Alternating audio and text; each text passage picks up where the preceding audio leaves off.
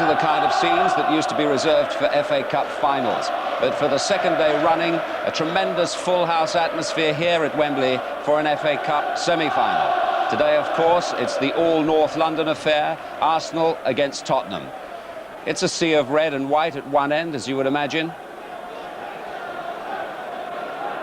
And the Spurs fans in excellent voice at the players' tunnel end.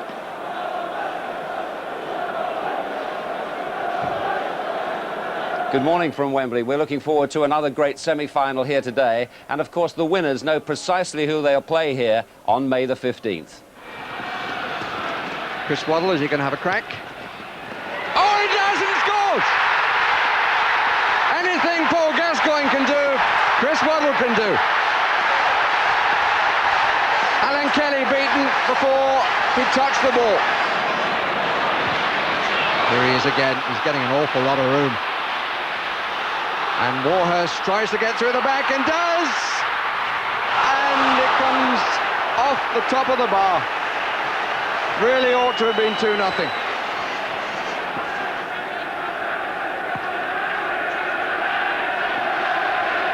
Won cleanly.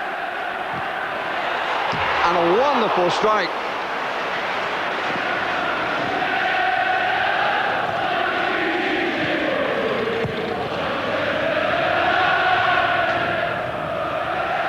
By Hart, I think Gage took his eye off that. Paul Warhurst, good strike! And the follow-up, it came too sharply to Mark Bright. Tremendous effort by Paul Warhurst.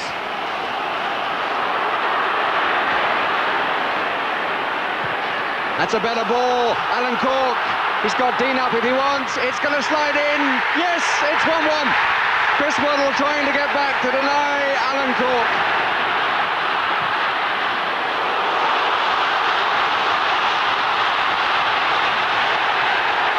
And here's Hurst!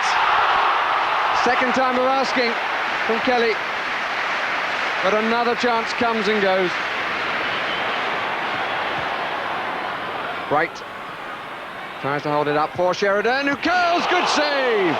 Lovely play by Sheffield Wednesday.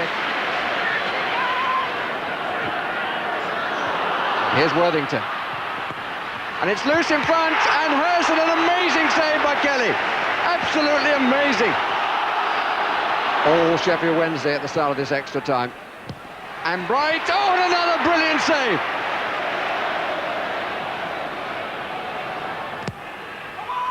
Bright. And in the end, the easiest goal you could wish for. Wednesday winning the day here yesterday. Well, there's a sort of feeling of déjà vu here today because, of course, 2 years ago, Arsenal and Spurs met in the first ever Wembley semi-final, and that turned out to be an absolute classic. Maverick's gone forward with Stewart to the right, Lineker and Howes to the left. Is Gascoigne going to have a crack? He is, you know. Oh, I say! Brilliant! Is there anything left from this man to surprise us? That was one of the finest free kicks that this stadium has ever seen. Nice little touch from Gascoigne. Allen was onside, plenty forward. Maverick trying to get there. Smith, it's gone in. Lineker got the final touch. Smith. Feel for offside, it's not. It's curled. Smith! He scored! And Arsenal have got what they desperately needed. Abbots fed it well. Naeem to the left. Samway's ahead. And Lineker uses him by not using him. Good try, scored! And David Seaman will be very disappointed about that. It seemed to go through his fingers. Well, that was 2 years ago. Jimmy and Alan with us today. Hopefully no false starts, gentlemen. Do you think Tottenham can do it again, Jim? Yes, thinking about the Grand National, they've had the perfect preparation. I was listening yesterday, along with a lot of other people, to trainers who were saying how they prepared their horse for that one day, never mind a week. And Spurs' preparation has been uninterrupted. I mean, they've had, their regular league programme, but no real problems. Whereas Arsenal, as we'll learn about in a minute, have had to play more young players. So take, for instance, Naeem, being chosen again. I mean, I wouldn't have liked to have said to Naeem, well, you couldn't you're leave not him going out, to play today. Yeah. And they've got Barmby sitting there on the touchline. Much better for a manager in that situation than George Graham, who's got to play something of a second-best team. So you're leaning towards Spurs today? Leaning heavily, but you know what semi-finals are like. It's nothing to do with what should happen. What about Arsenal today then, Alan? Well, I think Ian Wright will be a key figure for them. He's in the rich vein of form, especially in the Cup, scoring a lot of goals. His great strength is when it's played over the top, he's onto it quick, he scores a lot of goals that way. The best way to defend against him is to defend deep, don't leave the space. But what Tottenham tend to do is they push up, so that's going to be really interesting, that confrontation. Yeah. If we take a look at the team here, he's got Campbell up front with him today. Well, I think that's why he's preferred Campbell to Smith, because Tottenham like to push up. Campbell, a little bit extra pace. I think that the first 10-15 minutes that Arsenal will be playing it over the top all the time, testing the Tottenham defence out. Good news that Dixon's back for them, because he's important in defence. The only thing that would worry me about Arsenal is what Jimmy said, the inexperience in midfield. Really, Wembley in semi-final, not a place for inexperience. They really want to win this, Arsenal. I mean, obviously teams want to win it when they get to this stage, but I mean, it's so important to them, having slumped really by their standards in the league. Well, the league is important for them, but obviously this is the semi-final of the Cup. It's a derby game as well. They were beaten, as you said, 2 years ago. It's not a place to lose. The semi-final is the worst place in the world to lose, because you're so close to what is probably the ultimate for a professional footballer, and that's the Cup final itself. Yeah. I noticed when we were down on the pitch a little earlier, I mean, you played here a good few times. You said the tension even gets to you walking out now. I can't quite understand just being that. at this place, makes me nervous. I mean, these players have played in big, competitions and unique atmospheres in the world, but this place is absolutely special. It really is. Yeah. So they'll be going through it right now. Yeah. Once they actually get out of the tunnel, that's when the nerves go away. Important though for Dixon to be in that team, Jim, for Arsenal, as Alan was saying. Yes, it is. He takes an awful lot of stick at times, Dixon. And he's an enthusiastic player. He misses the occasional cross here and there, but he's always ready to attack and put pressure on. He's a willing player. One of those that's not looked upon as a star, but nevertheless contributes an awful lot. He holds his place there in the England side. They all look very relaxed, but they'll be nervous. Were you surprised that Smith's on the bench rather than in the 11, Jim? I think Campbell is an excellent player, and he has got that pace, as Alan said. The problem, for Spurs could be if they push up too much, that either of the front strikers can pop into that. Smith creates things there, doesn't he? Yeah, he does. He's a lovely player to play with. I like players who are easy to play with. I mean, Alan and I were having that argument. He doesn't look too happy about Hughes. it, does he? No. He's always got that serious pace. But if you're in a position, he will give you the ball. First time, off his head or off his foot. Yeah, he holds up very well for them, and he brings people into it. Yeah. Oh, they've arrived at last, the Spurs team. Well, they were probably listening to a few words from Terry, as we have to do from time to time. It takes a long time for him to get it out on occasions. But I think the surface will suit Tottenham's passing game as well. I mean, they've got the players in the middle of the park that can pass it, they can give it and move. There's Naeem, who's played such a vital part in the cup run, hasn't he? He's would you like to actually face him and say, well, thank you for the hat-trick? Well, it wasn't difficult to leave him out. Yeah. I'd agree with that.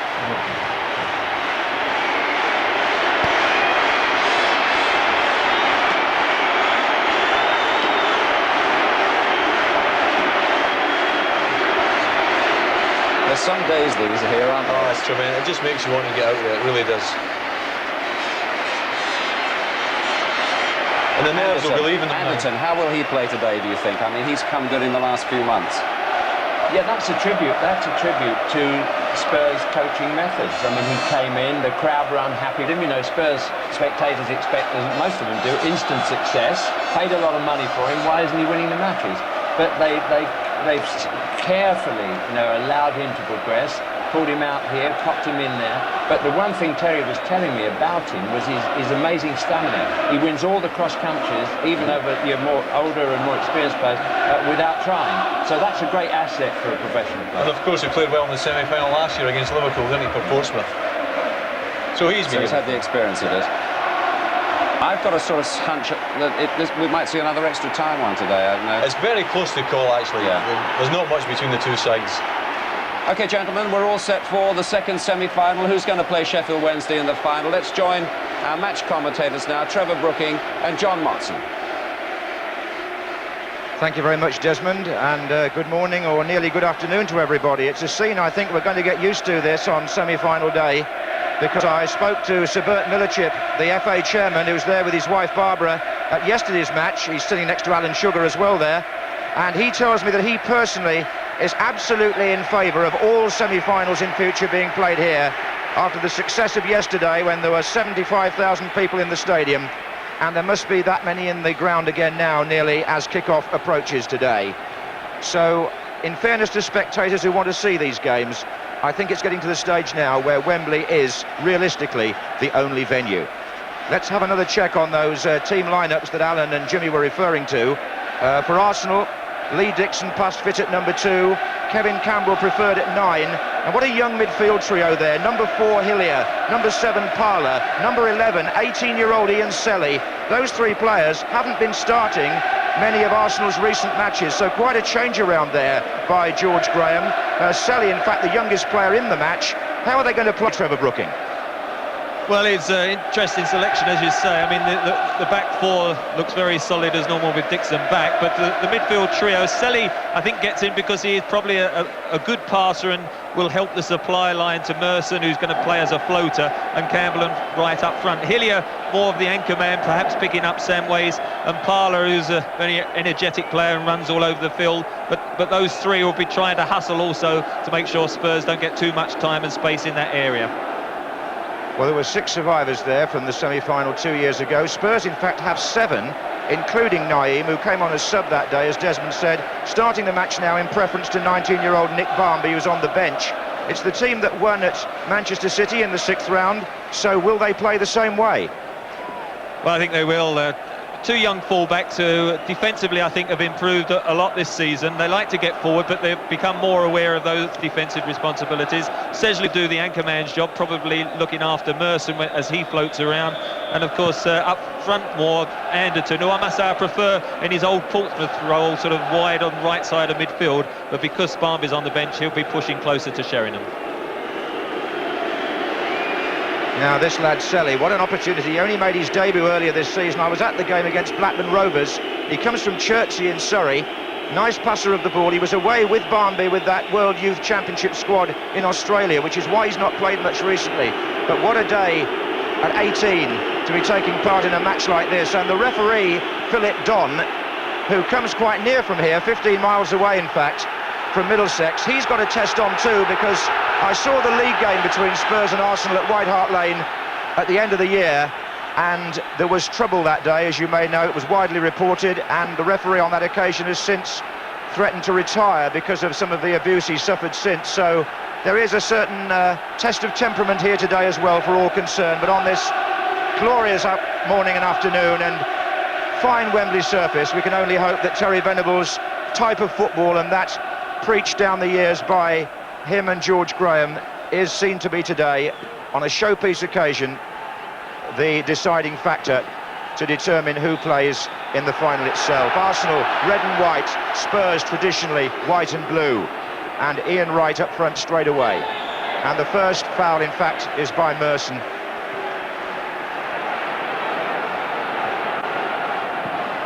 Well, can we possibly hope for the sort of start we had yesterday? The old Spurs favourite, Chris Waddle, 63 seconds. Ruddock takes the free kick, looks for Sheringham. Up goes Tony Adams, away by Hillier. Definite that Parler's playing on the right side at the moment. Merson's to be just in behind the front two, which Trevor will pick up, I'm sure, as the team settle down. Here's Linnigan. And Sheringham just hoping to sneak in there. That's Naeem on the far side. Yeah, you mentioned Merson. I mean, Merson will play just behind the front two, and Sedgley is the one actually who will be detailed to mark him. And at the other end, Hillier is sticking closely to Samways, and those two are very influential midfielders, like to get forward and supply the strikers. It'd be interesting whether Samways or Merson gets the more space. It's such a dramatic day, isn't it, the semi-final, wherever it's played, and two North London rivals here whose head-to-head record over 121 matches is Arsenal 51, Spurs 45, and 25 games have been drawn. Winterburn. Campbell looks for right, the back heel didn't find Campbell.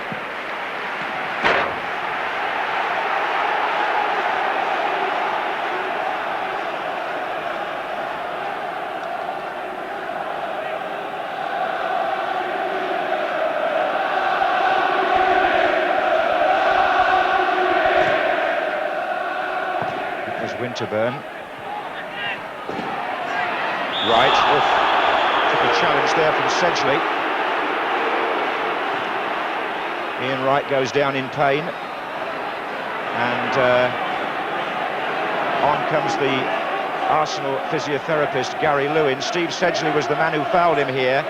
Wright gets the ball down and then tries to backheel it seems, Trevor. Well, he just tried to drag it away from Sedgley and he caught his standing foot. I don't think it'd be too bad. But I mean, in the first few minutes, won't be too much of a surprise if we get one or two free kicks as the early skirmishes go on. Well, we've talked about free kicks on these occasions. Not quite the position here for a Gascoigne or a Waddle, but certainly one that Merson could bend in dangerously. I see Linegan's made his way forward for Arsenal too. And Eric Torsvet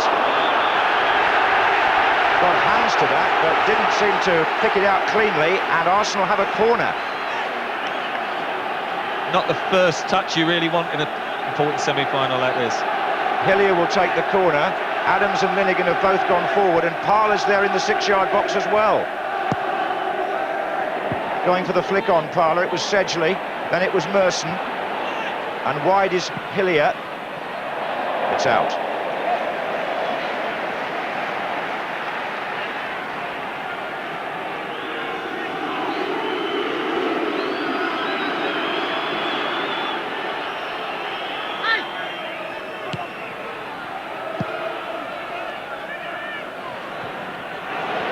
Darren Anderson with the header, now it's Selly. Not a bad ball either. Forward early for Campbell. And it took two Tottenham defenders to thwart Campbell. Good ball in from Selly though, just a good touch. He just floated it into space, and that's what he's going to be in the side for, to give the service for Campbell and Wright. Alan Hansen mentioned it before, to turn the Spurs defence around, and he just clipped it into space well. Beautiful day now, the sun's shining on this North London occasion, but I'm sure it's being eagerly watched elsewhere too. This is Winterburn. Again, Arsenal go for the early ball forward. This is Ruddock.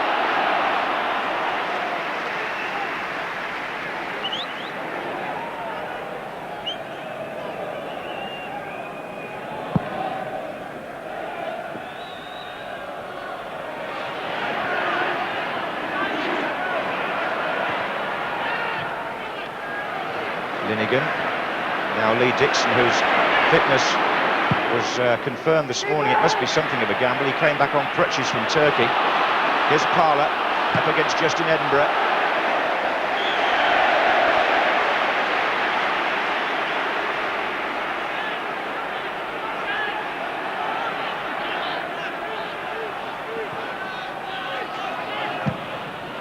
Away by Mabbott.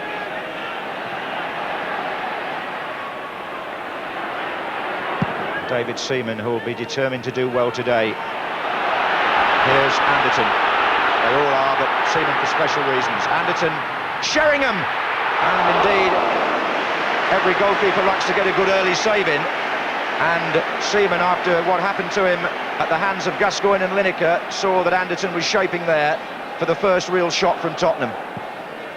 Sheringham had the final effort, but the two up front combined well. Very positive play by Anderton, wasn't it? Went at three defenders, had good awareness to know Sheringham was holding the 18-yard box, and hit it well enough, but Seaman made a comfortable save. He then appealed for the offside, didn't he? Sheringham got caught for offside just then, and I thought the linesman did very well earlier not to flag, because Sheringham was coming back onside when Anderton picked up that original possession. Notice Philip Don there, just quietening down a couple of players who'd clashed further upfield as the free kick is taken. Had a word with Tony Adams, in fact. Here's Dixon. This is Campbell. And now it's Samways for Tottenham, pursued by Hillier. Goal kick. Just a couple of slips, wasn't there, just in Edinburgh when we had quite a bit of rain in London, and so the surface will be a bit more slippery than it was in the first semi-final yesterday.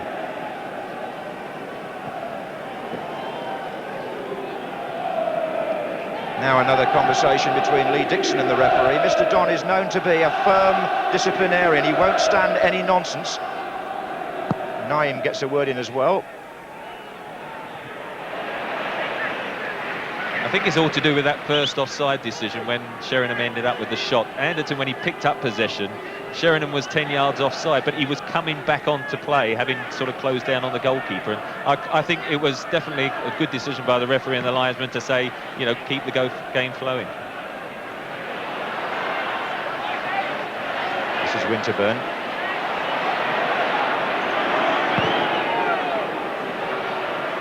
Header was by Parler, wearing number 7. That was Dean Austin. Ian Wright moving through the inside left position, but Paul Allen tackling back.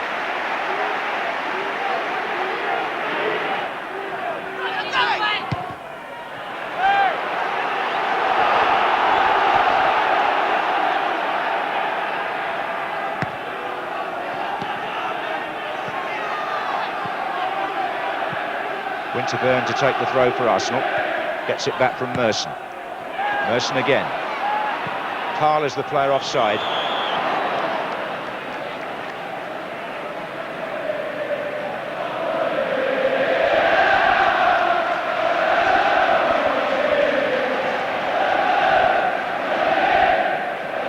As the Arsenal fans hoping now to see 2 cup finals here between Arsenal and Sheffield Wednesday. Whereas the Spurs supporters hoping their team can extend their FA Cup success record. They've won it 8 times, nobody else has.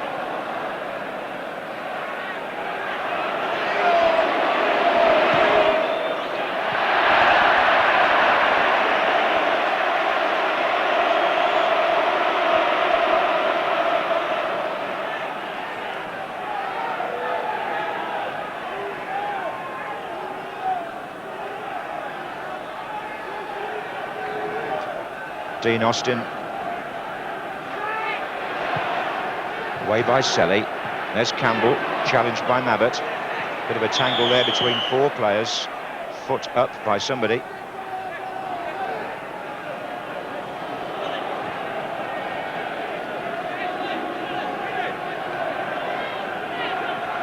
And indeed, the way of sorting that out is to drop the ball. Austin.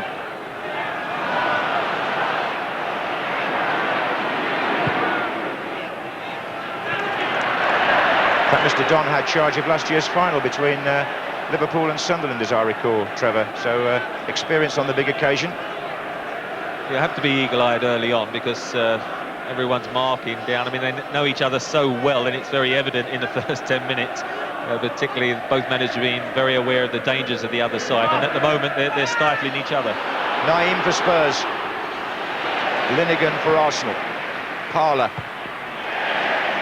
Challenge coming in from Edinburgh. Yes, the one thing Arsenal were determined not to let happen today was the poor start they got off to 2 years ago. Tottenham caught them absolutely cold and were 2 up in 11 minutes. Well, we're coming up to that mark now, and it hasn't happened today.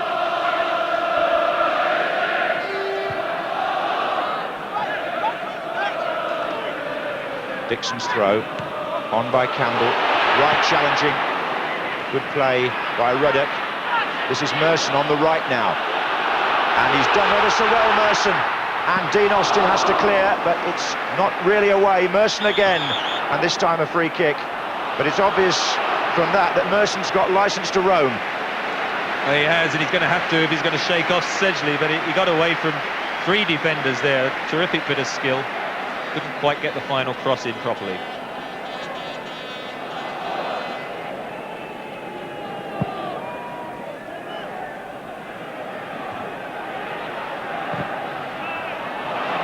just wonder what the thinking was between George Graham and Terry Venables about where to sit today. Both tend to start matches up in the stand, but look at this. Terry on the front row, next to Doug Livermore. George there as well, next to Stuart Houston. They want to be close to the action.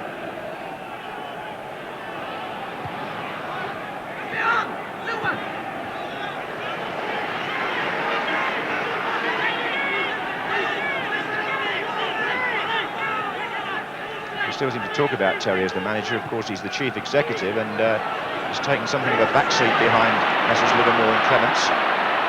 Here's Sedgley. And here's Parler. And Campbell's out to the right. Ian Wright is in the middle. And Parler tries to charge through. It's come to Campbell anyway. Taking on Edinburgh. Campbell's cross. Oh, important interception. Dean Austin again. That's twice. Having to come right across from right back to cover a dangerous break there by Arsenal. Anderton. Allen. Now Austin further forward.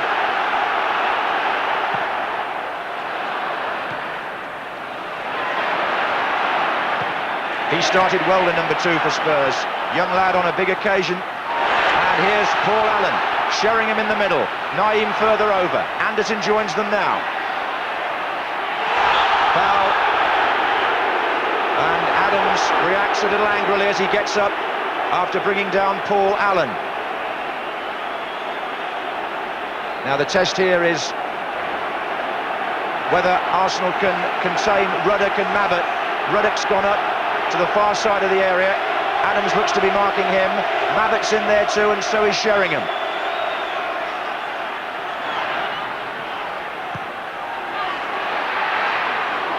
It's off Linnigan, in fact.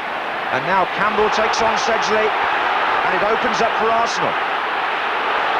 Hillier's in the middle, Wright is further forward. There goes Wright, locked off.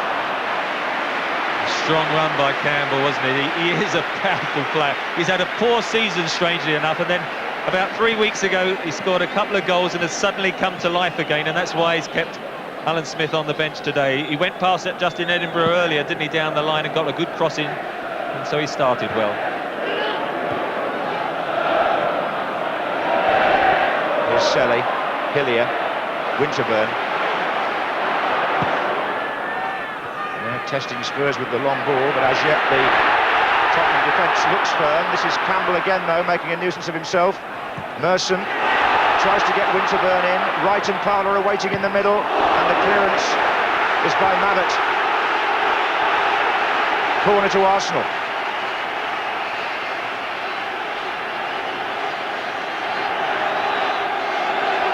Well, they'll want David Hillier, presumably, to swing this in with his right foot. Linnigan and Adams have joined Campbell and Wright in there.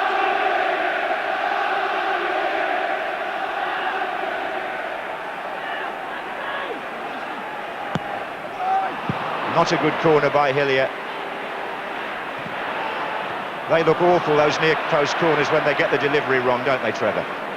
Yeah, anything short and that is cut out does look poor. I mean, Hillier's looking to whip it into the 6-yard box. Arsenal had 5 players in there and such, and Linnigan and Adams are the 2 main ones that they're trying to get just the faintest of touches.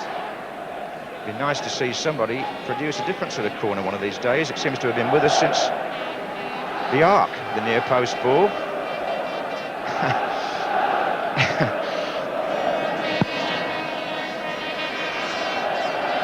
That's Linnigan. Ruddock. Anderton. He's picked up a bit of pace. Samway's in behind him, but Arsenal closing ranks. It's Hillier's through ball. Campbell's away. Torsved out.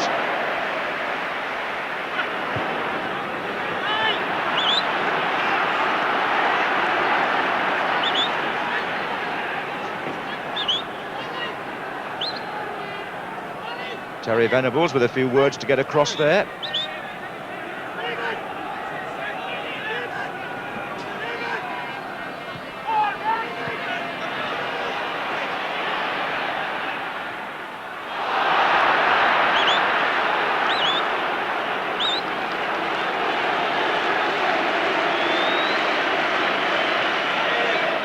Recent form of the two teams, very, very good.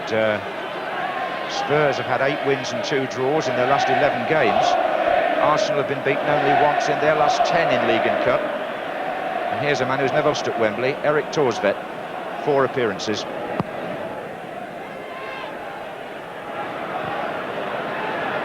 Selly.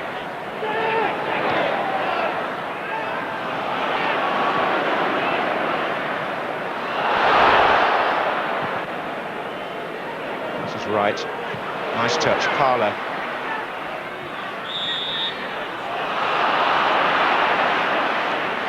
Wright's foul on Sedgley. 9. Samway's well forward, pressing Dixon. Plenty of practice for Seaman on the kicked clearances so far. Bit of a show again by Wright, this time on Ruddock.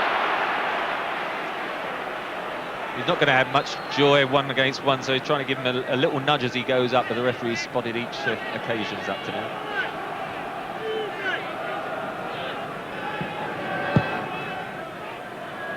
Sheringham's header.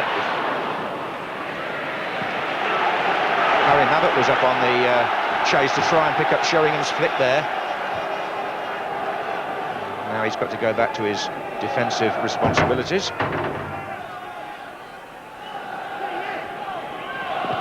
This is Austin. It's Anderton.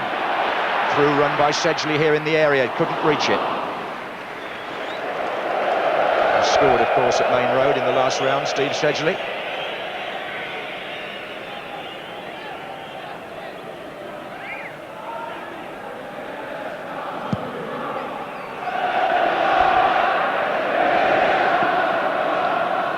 It's Edinburgh to Naeem.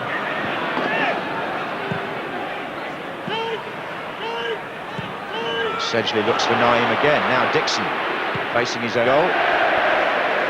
I think Arsenal have had the edge in the opening spell. It's interesting, Terry Venables just made a slight tactical switch. He decided to put Anderton out wide on the right and put Paul Allen in alongside Steve Sedgley, give him a little bit more bite in that midfield and leave Sheringham a bit isolated up front with Samways getting closer to him, and it might help Samways lose his marker Hillier.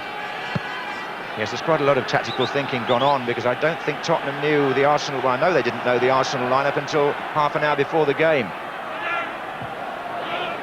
That was Samways getting it wide again. Anderton. It was appeal for handball there by Spurs, was it?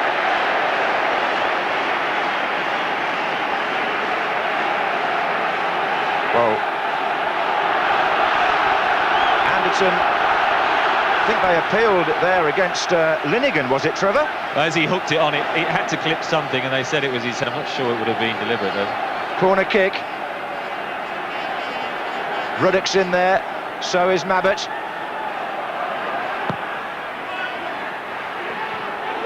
And they're appealing again, Tottenham. Again, they're hoping for a handball decision, but play goes on with Austin Hall. It might go on with Merson. Anderton, foul by Merson.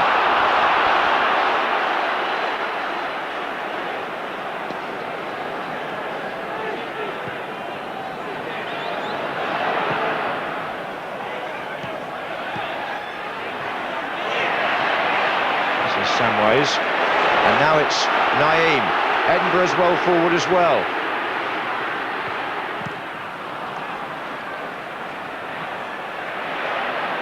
Parler. Well, a few scares, a few threats, but nothing so far to disturb the Sunday lunchtime atmosphere. Weather perfect, fans in good voice.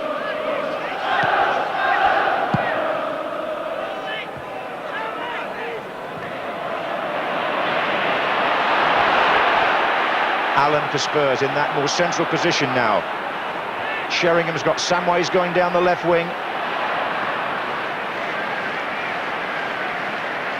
I've seen quite a lot of Spurs-Arsenal matches down the years, and there is a tendency, especially in the league games, for the two teams to cancel each other out, and there have been a lot of low-scoring matches. That semi-final was a bit of an exception 2 years ago.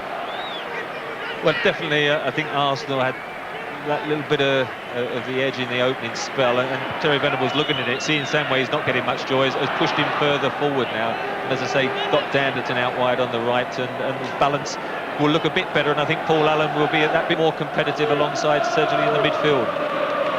This is Dean Austin. Flick on was by Sheringham, looking for Samways. This is Winterburn. Goal kick.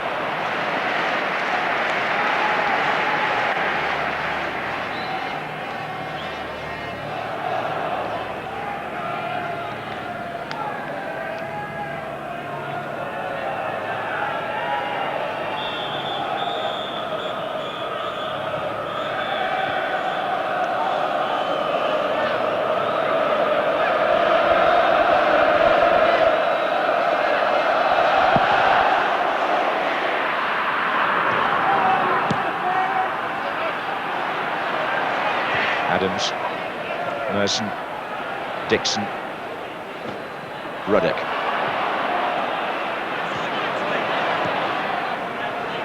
Selly. Halfway through the first half, and no sign yet of any classic football, I have to say that.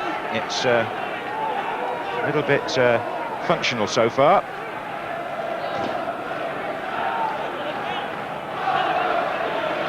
Few plaintive faces.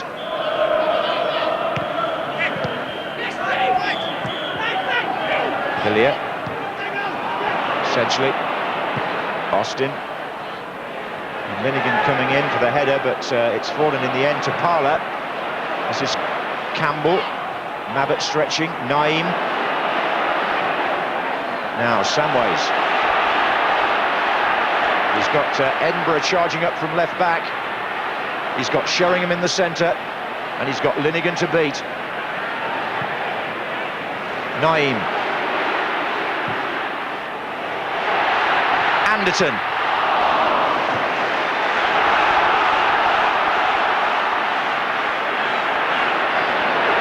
Winterburn looking up to see where right is. This is Campbell.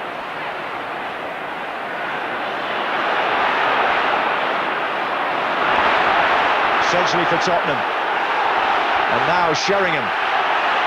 Winterburn's well out of position here. Sheringham making the use of the space, and he's gone inside, but he went a shade too far, and Linnigan blocked it. And Merson now the long ball, searching out right. This is Sedgley.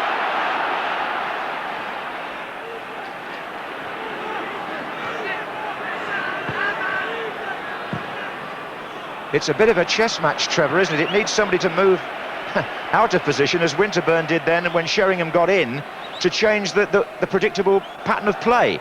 Yeah, somebody just took a chance to throw an extra man forward, and then it broke down. That's what happened there. Suddenly there was a gap at either end, but neither side were able to capitalise on it. I think as the game drags on at Wembley, it'd be very unusual for it to be so tight over 90 minutes. I think gradually you will get the space develop, but at the moment certainly they're cancelling each other out. They know each other so well, and they're sort of really making sure that the danger men don't get the space they want. Ian Wright's been penalised by the referee, and there's certainly no risks being taken in this opening half hour.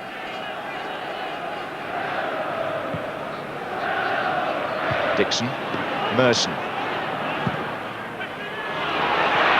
It's Campbell with Ruddock.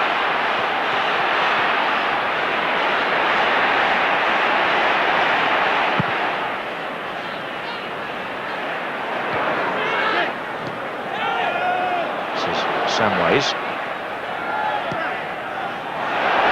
Anderton. Sheringham nearer to him. Naeem is the man he picked out further over. Naeem into Sheringham. This is Allen, he's going to set up here. Anderton. Allen tries to go for the return.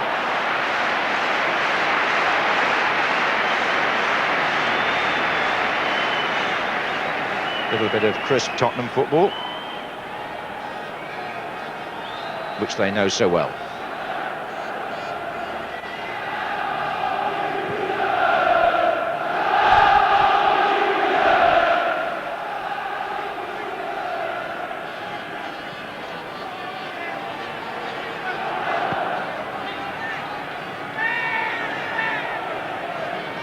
That was Wright.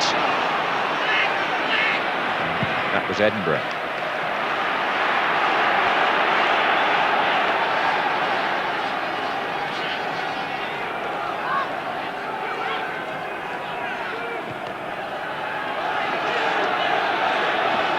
And Adams has gone forward, marked by Sheringham here.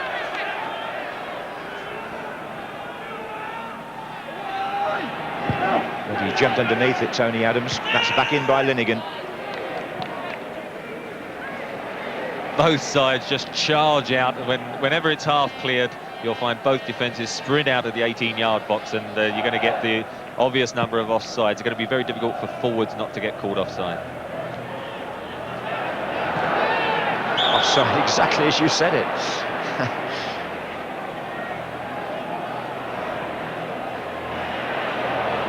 Well, I hope it gets a little bit better than this. I have to say that after 27 minutes, it's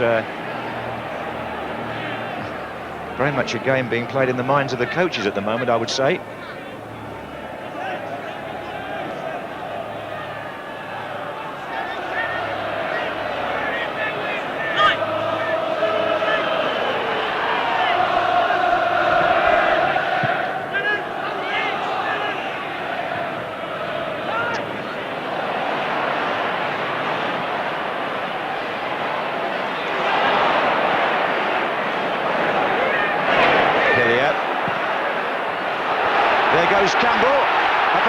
He got half a shot on it. Terrific ball from Hillier there. The sort of pass I would have thought they've been trying to get Wright on, but it's been 2 or 3 occasions Kevin Campbell rather than Wright.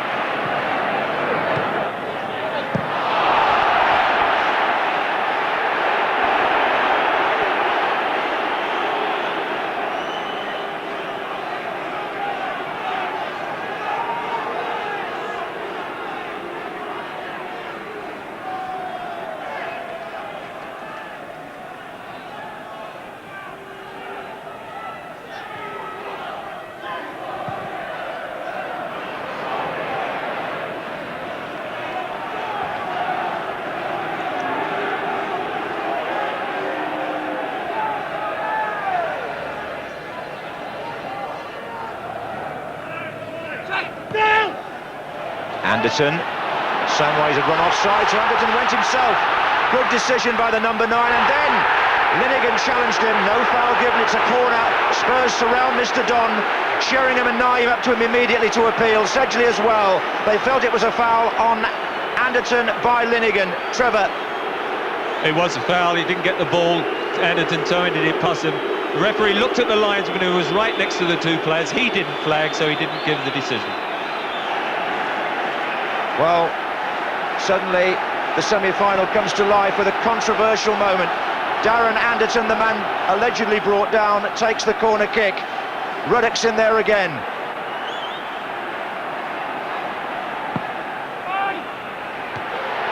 And Ruddock appeared to be held there as well, but with his arm on his head, he signals, but nothing's given. This is a good spell for Tottenham. It's Edinburgh.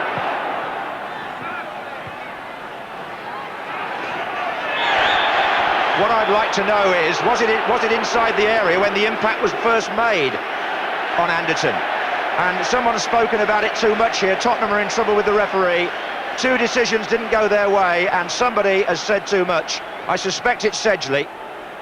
And the Arsenal players are doing some pointing as well.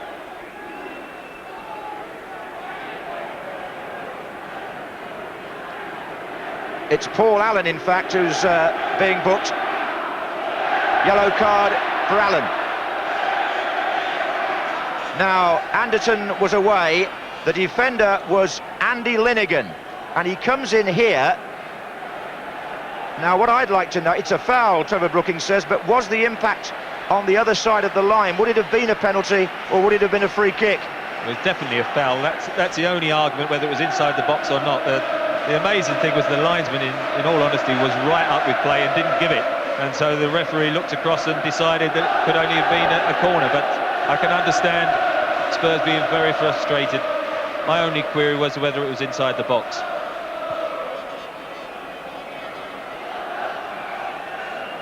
Well, we should be able to tell here. I mean, I think when he slides in first of all, you'll see that he's outside.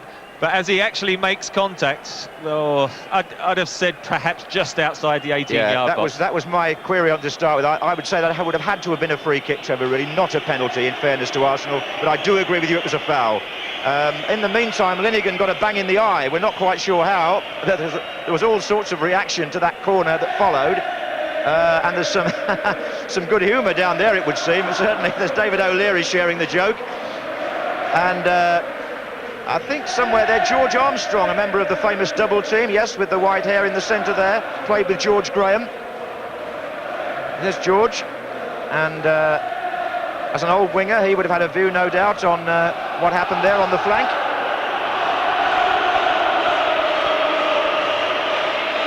Well, certainly with 32 minutes gone, that incident is the one that the crowd will be talking about most, and the reason that laughter was going on, I've got a feeling there's a television monitor down there in the tunnel, and that the two managers can actually see the replays. So I wonder whether their view was that of Trevor Brooking and myself. Certainly in the aftermath, a bad cut on the eye for Linnigan.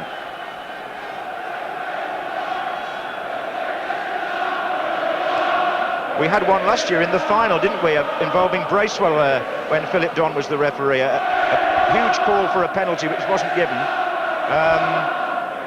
But this one, I honestly think, if it was a foul, it was outside the area when he made the challenge. Seaman to take the kick in the end. Selly.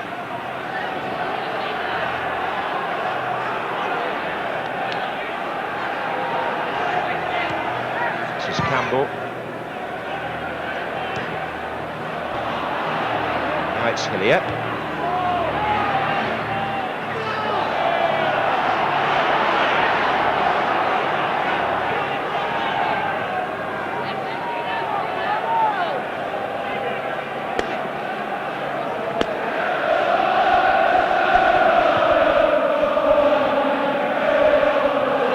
Header again. It was a slip by Campbell, but the offside flag was up anyway.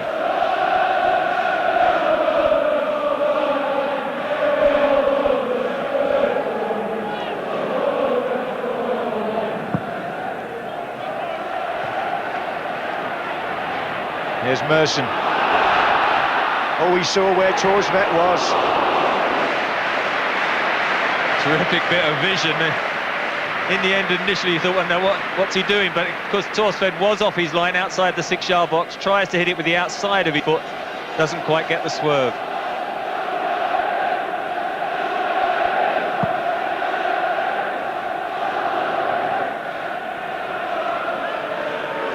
Well, he's got Naeem and Samways on that side now, just in Edinburgh to help him get the ball forward.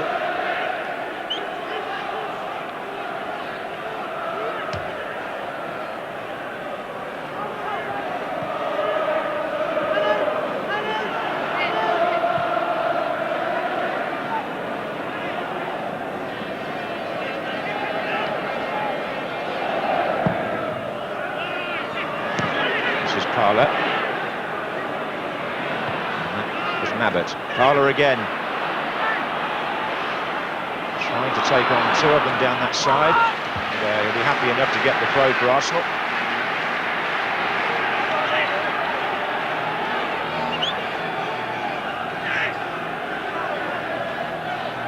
If you've joined the match late, 35 minutes gone at Wembley. It's Arsenal 0, Spurs 0.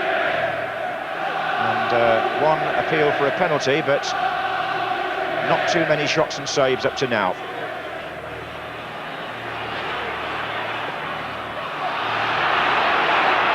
Well, is Naeem allowed to stand there? To the referee to decide. Campbell goes up. Dixon comes in. Torsvet comes out. Needs some help from Anderton.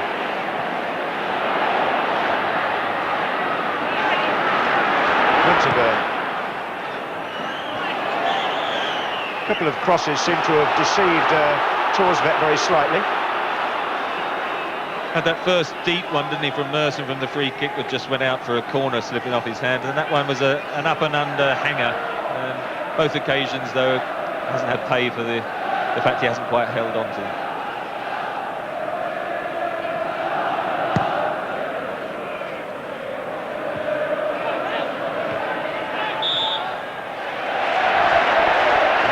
Many years ago, one player specialised in jumping up in front of his opponent, and he was about to take a throw. An old Bournemouth player, I think, called Norris. And it caused a lot of confusion at the time as to whether it was within the laws. Anyway, here's Samways, and this is Anderton. Austin spreads the play. Ruddock is still forward, gets a touch on it. Mabbutt. Wide again to Naeem. And still Ruddock is in there. And there he is, Ruddock!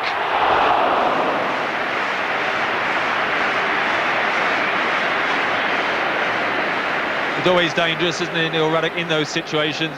Good cross, he gets a running jump, whereas Linegan's had to backpedal and stand. Didn't quite have the power to ever feel it was going to beat Seaman.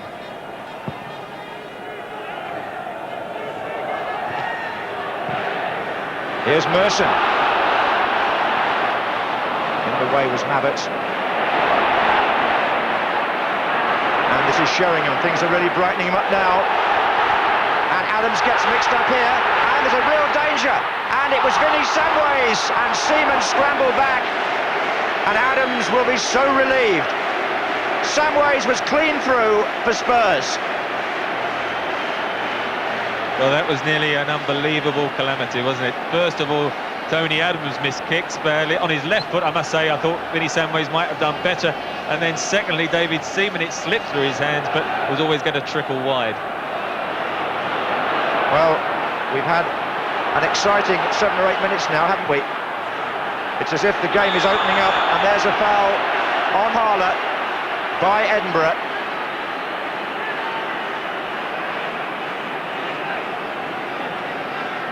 And again, the referee just calming down a bit of reaction there. It was Samways who had to be led away from him by Sheringham.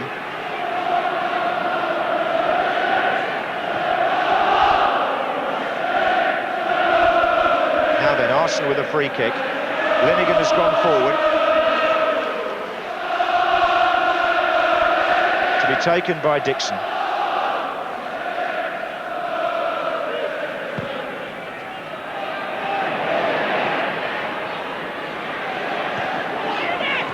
Winterburn.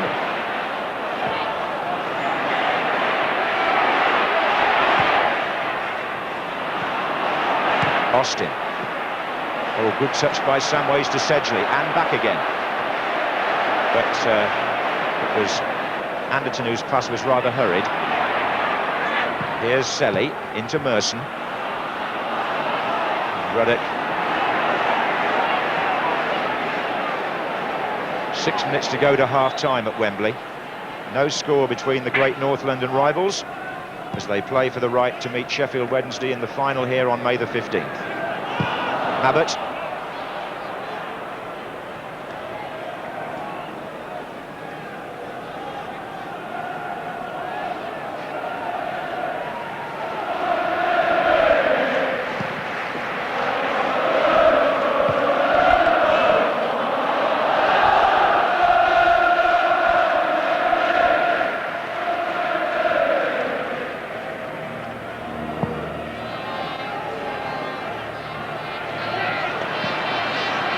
Edinburgh.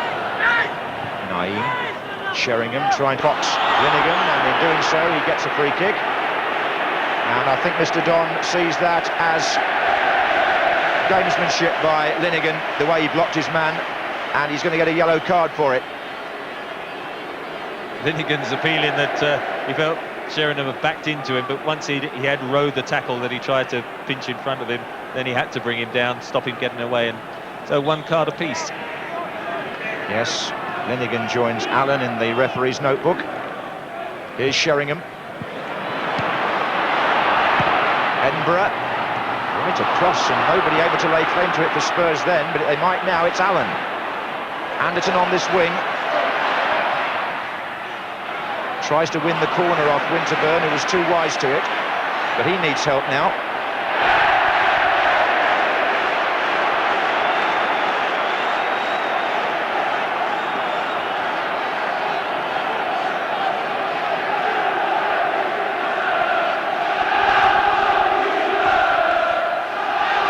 Selly.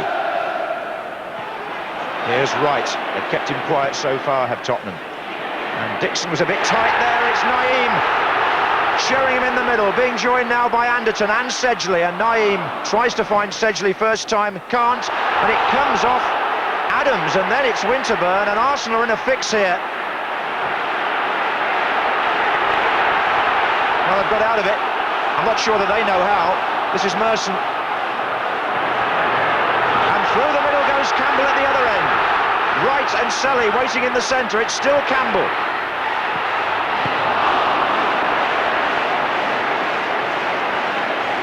Two little flutters at either end, weren't there? First of all, a couple of little panics. Wright's ball to Dixon, where Naeem pitched it off him, and then it went into the box, and Adams sliced his clearance, and then they managed to hack it away. And then a good ball from Merson to release Campbell, who's getting clear a lot more than Wright, isn't he? Well, he is, actually. And that's a foul by Linnigan on Sheringham. And the second half of this first half has been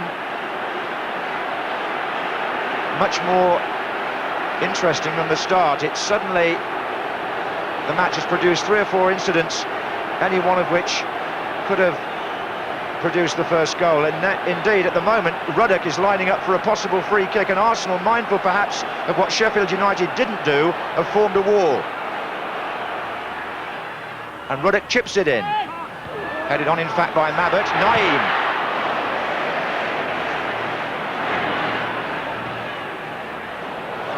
Austin for Tottenham. Good play by the fullback, going alone. And Adams steps in. And now Sheringham, as Spurs show some freedom of expression. And Sheringham gets Austin in. And Winterburn steps across him. And Austin wins it back. And here's Anderton, and again it's Winterburn. Thrilling play there by Spurs. Austin right at the heart of it from right back. And in the end it's a corner, which will bring Ruddock forward again.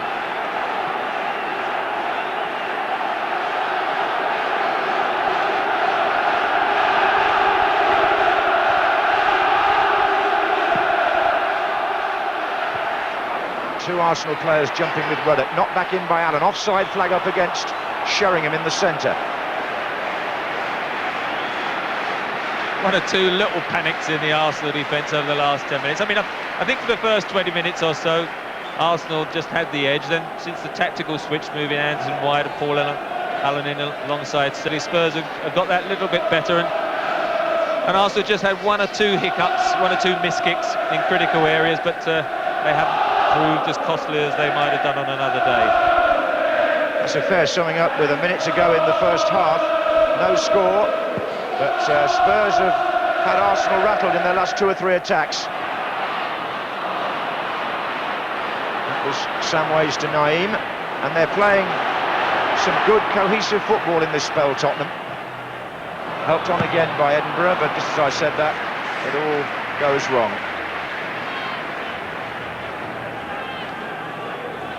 Fans enjoying the sunshine and watching what has now become a very tight semi-final.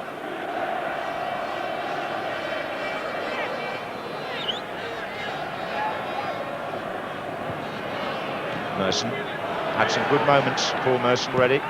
Back by Mabbutt. Dixon.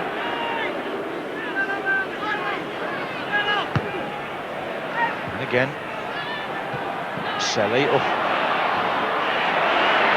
It was well played by Paul Allen. This is Samways, and now it's Sedgley on his left. He'll want it there, couldn't pull it back. But it's still with Tottenham. Edinburgh. Samways. Ruddock. Well, Arsenal will be pleased to cross the halfway line and try and bring Campbell and Wright into the game. They've been out of it for the last 10 or 15 minutes. And here's Anderton, who's very much in it. Takes on Linnigan. Sheringham is onside, but didn't quite have the extra yard, and Seaman not pleased with the challenge at the end. Just a bit of frustration for Eddie Sheringham, because Tony Adams, you'll see, just step up, but when the ball was played, it wasn't offside. It just ran away from him too much. Parler.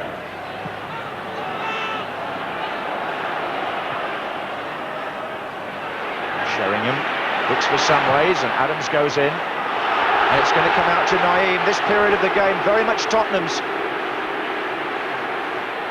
Naeem forces the corner. Oh, and Dixon makes contact with Naeem in some sort of aggressive fashion, and I don't quite know why he had to do that. The referee has no choice but to take action, in my view, there.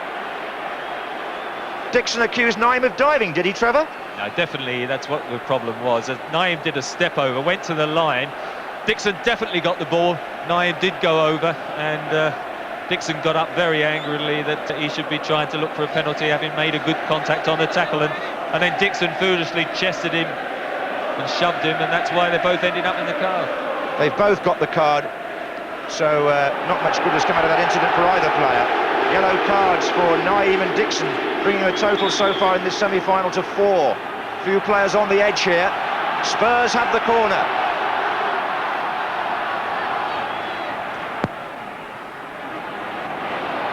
That's Linnigan away. Foul this time by Selly on Allen. Well, Tottenham won't want the half to end. Arsenal will. I think probably the referee will as well. Well, I'm not altogether surprised. It was going to be a testing game. It's injury time, third minute in fact of stoppage time, so we wait for this free kick to be taken by Vinnie Samways, or is it going to be Anderton? Sheringham goes in for the header. Now the whistle will go for half-time, which will take the sting out of things for a few minutes. The referee, Neil Reddick's gone up to the referee to protest about something, and in fact the referee is waving Ruddock away as tempers rise slightly at the end of the half. In fact, Doug Livermore ran across to make sure that Ruddock didn't continue that conversation, and quite a lot of activity there, not all of it in the goal mouth, towards the end of the first period. No score here, but there have been 4 bookings. There's been 1 penalty appeal, and there was a very good spell for Tottenham in the last. Ray Clements having a word there with the referee, and not a particularly pleasant one, I don't think. So Trevor Brookings worked a good start for Arsenal, and then a good finish to the half for Spurs, but the situation, Desmond, is 0-0 between the North London rivals. Thank you, John. We would appear to have a match on our hands at last. Reflections in a moment or two. But for the moment, we pause for the news now. From 0-0 here, if you've just joined the match between Arsenal and Tottenham. It started tamely, didn't it? But it certainly boiled up in the last 10-15 minutes, Jim.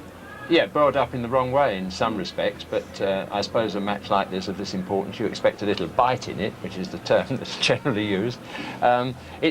Spurs played it very cannily. You know, they let Arsenal come to them to start with, and we were saying that Arsenal looked the better team for the first 15-20 minutes in what was a dull period. But on the other hand, Spurs gradually began, I think, to release players once they realised that they could get at the heart of Arsenal defence, and then they showed that they're a much more accomplished and experienced passing side. Yeah. But they didn't turn it to account, so it's still 0-0. Yeah, it was drab. It was drab first 25-30 minutes. You know, the ball was going too long from both sides. Both sets of centre-backs were just lapping up. They'd come in the air, they were heading it down. Then all of a sudden it opened up, and Arsenal started to panic a bit in defence. As you say, we've now got a game in our hands. Early on, Wright Campbell looked dangerous, but in the end they weren't getting any kind of delivery. Well, Campbell did. That must be the kiss of death for Ian Wright, because he's hardly had a touch in the first 45 minutes. Every time it's gone over the top, it's gone to Campbell. He's the one that's had the chances.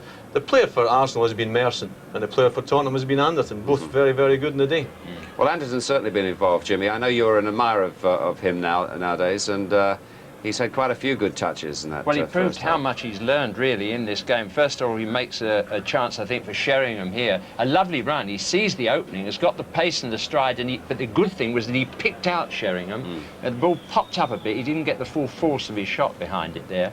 But nevertheless, it showed his vision, even when he's running under pressure. See, this is what he does well here. He gets space, and that's not easy in a game like this. And he looks up, and that's class. It's a bit reminiscent of Chris Waddle yesterday. Naeem takes this down beautifully too. Watch this, look. Yeah, That's great nice control. Great first touch. Now, there was the penalty incident. Now, we could spend 10 minutes talking about this, because there are so many issues involved, quite honestly. I mean, I don't think that Linnigan did mean to foul him. I think he thought he was going to get the ball, but he didn't get the ball. And in the end, of course, it starts 6 inches outside and ends I think 2 yards inside. Can I make the point? Sorry. What I'm going to say is, in those circumstances, surely the referee should exercise the spirit of the law. There is a man who's in a goal-scoring position, you know, not half through the tackle. Exercise the spirit of the law in what way? Exercise the spirit of the law in what way? Well, in the spirit of the law, that if it's so close to the line, no, nobody can really judge at that speed whether it's inside or outside. Give a penalty. You exercise the spirit of the law and say that is a penalty kick. You're causing all sorts of problems if you start having rules. No. If You've ever been on referees' courses, that's what they will tell you. The referee has the ultimate decision. And if he says, to my mind, the spirit of the law in that circumstance, He's not even given the free kick. No, but that's a mistake. That is a positive mistake. Well, I think the consensus of opinion would be that it should be a free kick. Obviously, it was a free kick. Yeah. Whether or not he's going to give it as a penalty. Let's move on then. Judgment. Tony Adams was the hero for England on Wednesday night. Things turned around a little bit, and today he made a bit of an error, which was involved in a bit of an error, which led to Samways having a chance. In actual fact, he had a bad 5 minutes. He tries a pass back here to Seaman. He gets it all wrong. Samways coming in, and this is actually the best chance of the game. He takes in his favoured left side. And actually, Linnigan does very well here, just to push him off. And Seaman, it wasn't coming hard at him, but it's gone through his legs. And in actual fact, if he'd been standing there on the goal line, that might have been a goal. But that was possibly the best chance of the game. Yeah. Well, a mistake to see Adams, who was the hero in the week. I mean, now turning out to be, the duffer. Is quite extraordinary. Everybody was saying he's come of age at last, and now he's got composure. But I think that's because of the inexperience in front of them. I think the Arsenal, that was just a bad pass back. No, I'm not talking about that particular instance. But his form and lack of confidence is because they've got too many youthful players in the side. You know, they haven't got the experience. Once upon a time, pulling people back like that wasn't part of the game. They seem to let it go now. Samways got pulled back twice there. Oh well, that's part. I used to be very good at that actually. But you did it. You did it definitely. We didn't see it. You went with that hand and did it with that hand. But it's part of the game. As soon as somebody comes past you, automatically your hand comes out, and that's what happened there. And as you say, the referee lets it go. But I actually thought Linnigan did very well there to get back and just put him off his shot. As you both said, the game got a bit niggly towards the end of the half there. Yes, that was and there was an incident here. Because it is a nice occasion. The supporters are well behaved, and we were really perplexed by that. I mean, there's no question that I'm. Well, he did retaliate. At that point, he walked up and gave Dixon the opportunity to behave badly, shall we say that, instead of just getting on with it. I can't understand Dixon there. He's made a great tackle, and he gets up, didn't he? And discipline is steamed up. Okay, right. Let's go down to the tunnel now, because David O'Leary is down there, Gordon Jury's down there, and of course Ray Stubbs is down there. From an Arsenal view, what did you make of all that?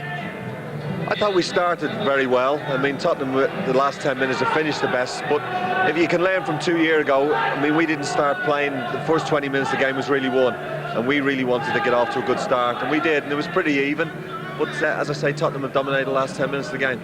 You needed a goal really there, didn't you, because you were playing so well? Yeah, I think as David says, it was very tight early doors, and I think the last 10-15 minutes we come into the game more. I think we'll be disappointed the fact that half-time came as early as it did, so hopefully we can go out with the same attitude we did in the last 10-15 minutes here. What did you make about whether it was a penalty or whether it wasn't a penalty?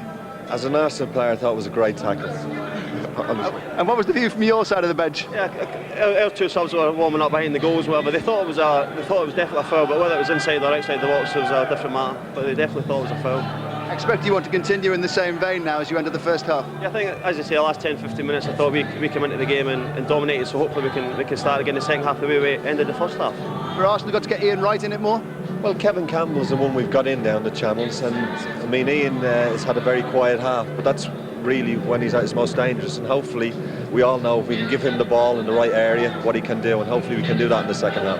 It's getting tense and a bit niggly out there. Semi-finals of the FA Cup are always tense, but when you've got it against the two great rivals, it's even worse. And I just hope we haven't got to do what we did 2 years ago and come away from this stage feeling very bad indeed. Everybody pretty calm on the bench? Yeah, as I say, I think we're quite confident the way things have been going in the last 10-15 minutes. So confident, but as they say, Ian Wright's not been in the game, but that's probably when he's most dangerous. Thank you, gentlemen. Keep calm. Well, we'll all try and keep calm. I didn't see much calmness around at Aintree yesterday, but we'll see what we can do today. Well, moderately. Yeah. Where's the game going to be won in the second half? I mean, traditionally at Wembley, things tend to open up a little bit more in the second half, or certainly as the game nears as the game progresses, players get tired, there's more and more space. I think Tottenham are looking very, very strong. I must admit, the last 15 minutes of first half, they started passing and moving. But Arsenal's still in the game. I think your man Wright's not going to have another half like that. I think he's going to have a decent... What do you think? I mean, well, David O'Leary makes the right point. He's dangerous when he's quiet. He just needs one pass to find him out. I still feel that Arsenal are passing it too long. If you can, pass it 15, 20 yards to him, then use his pace. But if it's coming 40 or 50 yards, Mabit and Ruddock could just lamp it up. Of course, he's got Barmby up his sleeve, Tottenham. Yes, he has, and the centre of Arsenal's defence at the moment is tending to be weak. I mean, there is a difference with Linegan alongside Adams than Walker, because Adams is the big, strong one, and Walker is the pacey one. That's a good balance for England, whereas for Arsenal, it doesn't look a good balance as central defence. And Spurs have got the experience, and as we saw yesterday with Wednesday, when there becomes more space in the second half, the point that Alan's made, the team that is most superior and most experienced and can put passes together will take the game over. And that should be Spurs. But as I say, it's a semi-final. Right, could change anything. We just hope it doesn't get too niggly in the second half. Yeah, sure. It doesn't boil over. I still think we'll have extra time again. I don't know. Anyway, let's enjoy what we have to come with Trevor and John. Thanks, Desmond. Just an interesting point on the fixture list, of which George Graham one is so critical at the moment, owing to the number of games that are happening to be squeezed in. But Arsenal and Tottenham were due to meet in the league yesterday at Highbury, and that match has now been put back to Tuesday the 11th of May, which will be 4 days before the FA Cup final. So whoever gets through is going to have to play in Cup final week, and I think twice the week before, or 3 times the week before, and I'm feeling that Sheffield Wednesday have the same problem. So once again we come to the end of a very crowded season, and the fans being asked to pay for more and more matches, and one hopes that the quality can survive the quantity. I've got my doubts sometimes, but there you are. However, there's nothing to replace an FA Cup semi-final, is there? And here we are at 0-0, starting the second half, with Spurs now playing from the right. That's Sheringham, and this is Paul Allen. And 1 or 2 players having to watch themselves now, 4 on a yellow card. This is Austin, who I thought had a very good first half for Tottenham. Adams finds Parler, taken out by Sedgley.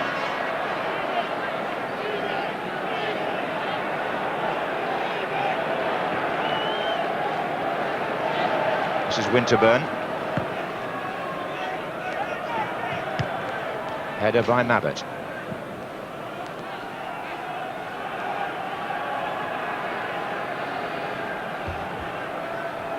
Just in case you didn't catch the substitutes' names today, Alan Smith and Steve Morrow on the bench for Arsenal, Nick Barmby and Gudni Bergson standing by for Spurs, who are now defending against Wright. He tries to find Campbell. There's Anderson getting back. Would you see any change in tactics, Trevor, at the start of the second half? No, it's all the same as it finished, with Anderton wide and Paul Allen alongside Sedgley some ways further forward. Arsenal sticking to the same formation. I mean, the 2 alternatives, Smith and Barmby, are the 2 that always could come on if somebody's looking to add a little bit more of an attacking sort of balance to their side. But while it's 0-0, I think both managers will be a bit cagey of making any changes too early. That was Selly. Mabit. Allen's header, Anderton. Merson's touch, and Samway's interception.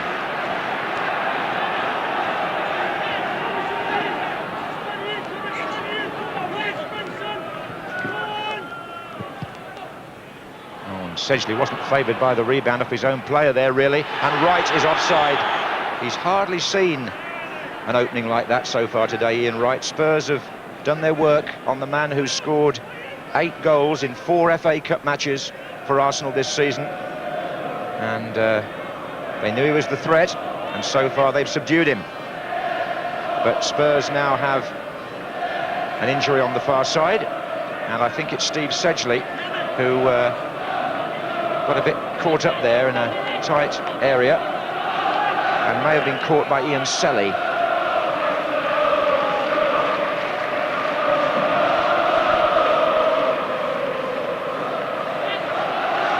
Still waiting for the official attendance, but it's got to be something in the 70s. Now that Wembley is an 80,000 all-seater capacity, and that's Sheringham. And this is Edinburgh. Oh, now Parlour takes Edinburgh out.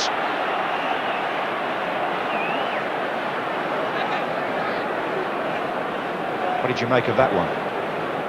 Not a lot, because it's a wild challenge. Look, thigh high. I mean, I personally think that's a yellow card offence. I think it was on the blind side of the referee, so I don't think he would have seen quite how bad it was. But I mean, Edinburgh got past him, and there's no excuse for a tackle that high. Well, it's caused more conversation between Mr. Don and Tottenham players. Sedgley and Samways both speaking to the referee as of this moment.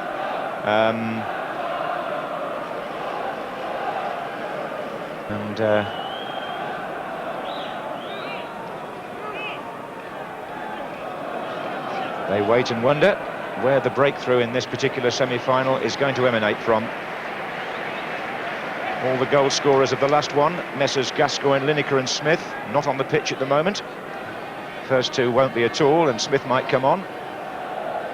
But Tottenham have a free kick, and as the said Mr Smith watches, Messrs Samways and Anderton round the ball. Sheringham closing in on Linnigan. This is Anderton. And Arsenal had three men to clear that. It was Linnigan who did so, and then Austin for Spurs. Allen.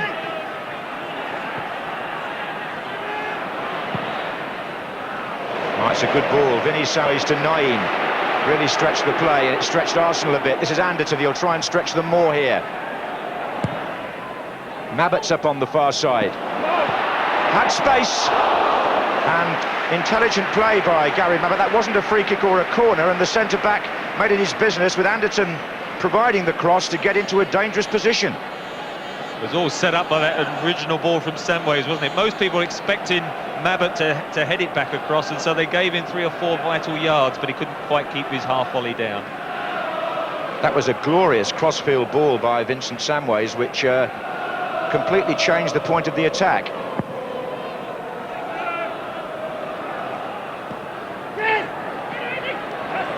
Here's Edinburgh.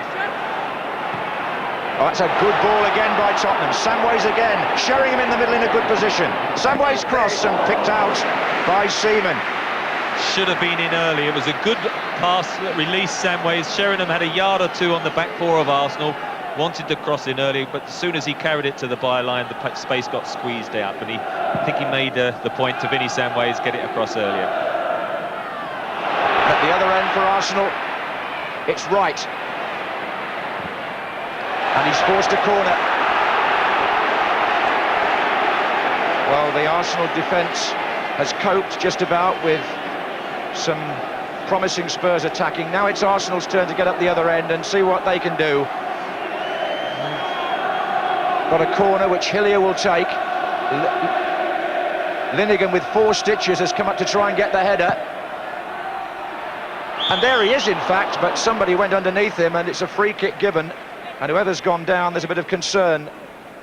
As there always is when a player gets a bang on the head. It may indeed be Gary Mabbutt. And that doesn't look very good.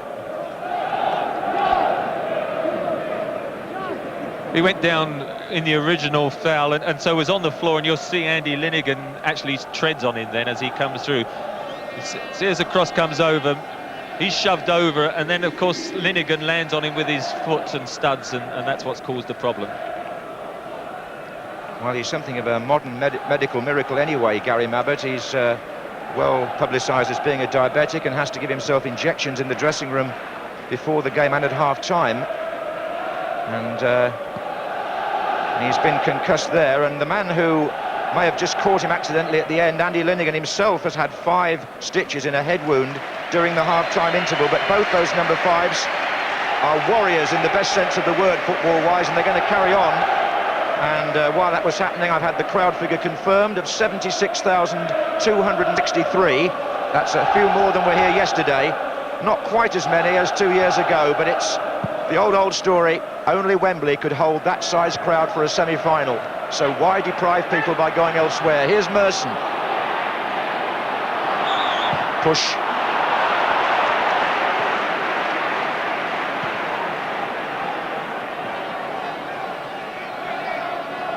And the big question is, will the 76,000 be taken all the way into extra time as the crowd was yesterday? We've been playing 9 minutes in the second half, and it's Arsenal 0, Tottenham 0. Parlour for Arsenal, Ruddock for Spurs. This is Naeem.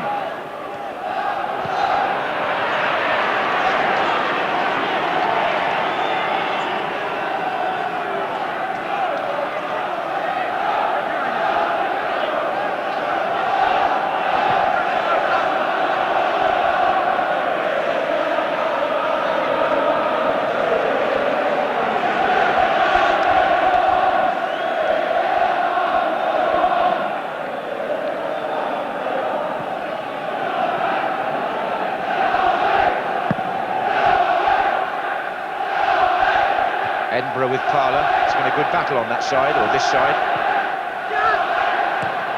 Samways. Naeem. Edinburgh's continued his run down the left. Sheringham's moved into the centre for Tottenham. That's who Samways is trying to pick out. It was offside, but a lovely ball nevertheless, wasn't it? He has got a terrific weight of pass, Vinny Samways, and it just sits in that little hole now. Since he's been pushed up, he has lost Hillier. First 20-25 minutes he wasn't in the game, and the tactical switch has definitely given him more freedom, and he can put that left foot and use it, use the ball wherever he wants to put it. Edinburgh's header, Merson for Arsenal. It's Ruddock underneath it. That was out. It's a throw.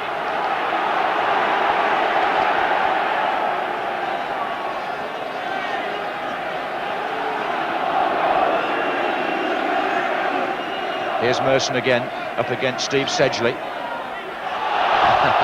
Well, he might have taken that if he'd seen someone there to give it to.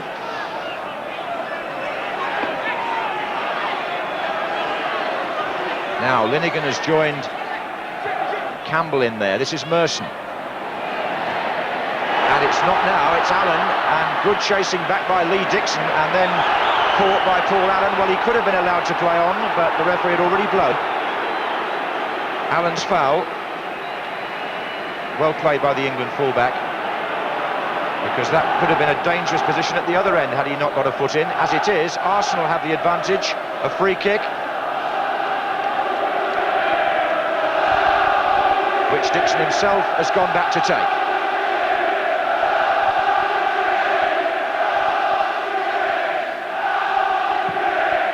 And Torsvet's already made up his mind to come and collect that. And he had the freedom of the 18-yard box in which to do so. Here's Austin, looking for Anderton. Adams comes over. That's definitely a foul. Wright goes down.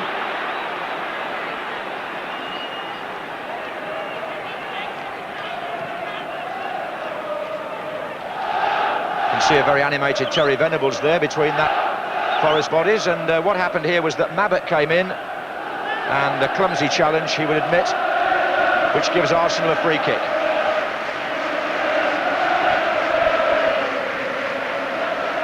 And again, Sheringham goes back to Mark Linnigan.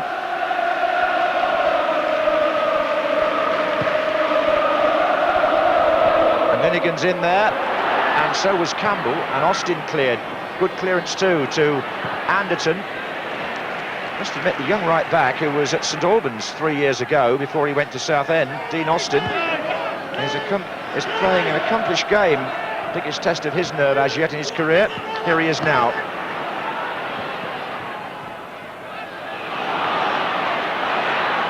This is Campbell.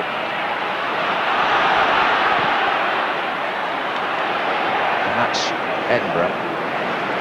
In fact, both the Spurs fullbacks came from Southend. Justin Edinburgh, the first one, he played in the cup final 2 years ago.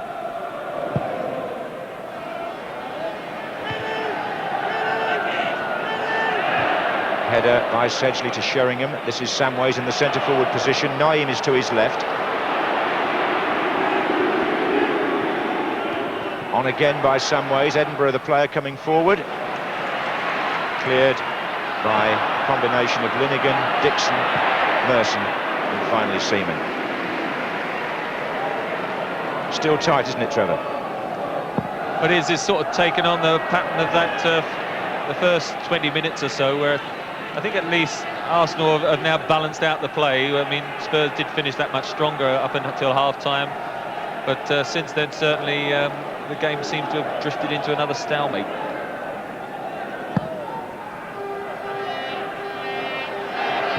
That was ridiculous.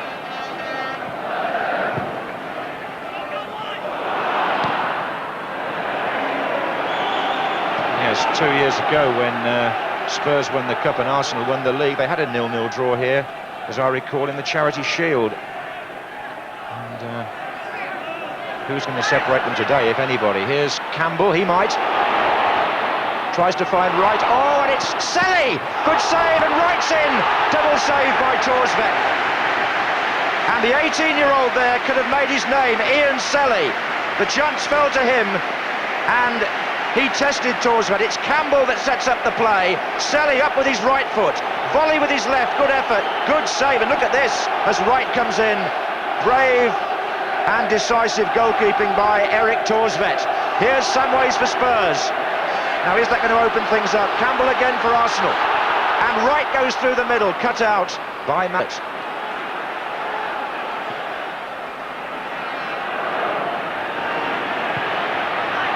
Forward by Austin. Oh,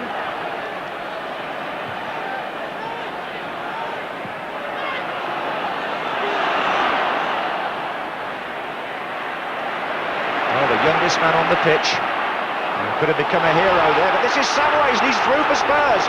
Nobody up with him at the moment. And because of that, it looked a very tame effort, but in all honesty, Vinnie Samways had nobody when he got the ball, making the ground quick enough to command a cross. I think the only alternative he could have had was to come inside and try and get it on his right foot, because he so favours his left. He just sort of kept the ball a bit wide. But at the other end, that was definitely Arsenal's best chance. All came about actually when Neil Ruddock let Kevin Campbell have space to turn. Then he went past him on the edge of the area and toted it through to Selly, whose first touch wasn't that good, but he did well to hit the volley, and then Torsvett did well to retrieve the follow-up before Wright. So, again, the game has a little purple patch. It flickers into life, and here's Austin.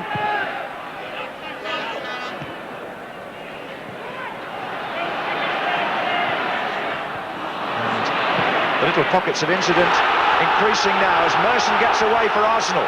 Campbell and Smith switching over in the centre. It's still Merson. Anderton behind him now. Right! And he's put more difficult chances than that away this season. The goal there was virtually at Wright's mercy. It's a great run by Merson. He got round them twice over, really. And look at that. It seemed to spin off the side of his foot.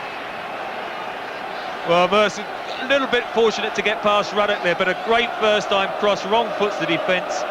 I don't know why Ian Wright sort of slid and fell over, because if he just stood up, side-footed it, I mean, 8-9 times out of 10 he puts those away, and very good chance there. Well, Arsenal are in full cry now. It's Campbell, but and he's pushed his man down. It's Justin Edinburgh who he's tangling with. The referee was right on top of it. He didn't give a free kick, and Sedgley's passed back. Campbell was frustrated because he didn't get a free kick for the challenge, and he took it out on Edinburgh, really. Now it's Selly for Arsenal. This is possibly the Gunners' best spell. Right. Winterburn. Oh, and there's a little collision off the ball there. It's Mabbott who's collided with Ian Wright, I think.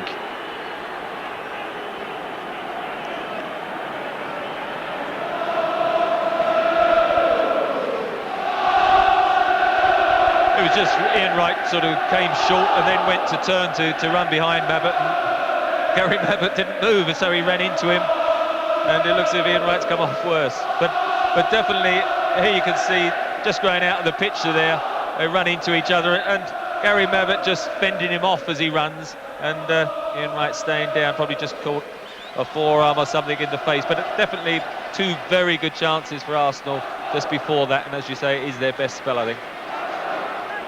Well, I think it is. 18 minutes gone in the second half. It's still 0-0, but the last 10 or so have belonged to Arsenal.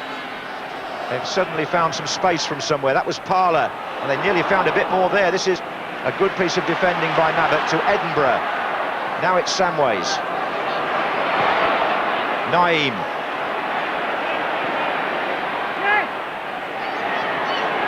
Edinburgh. Still just in Edinburgh.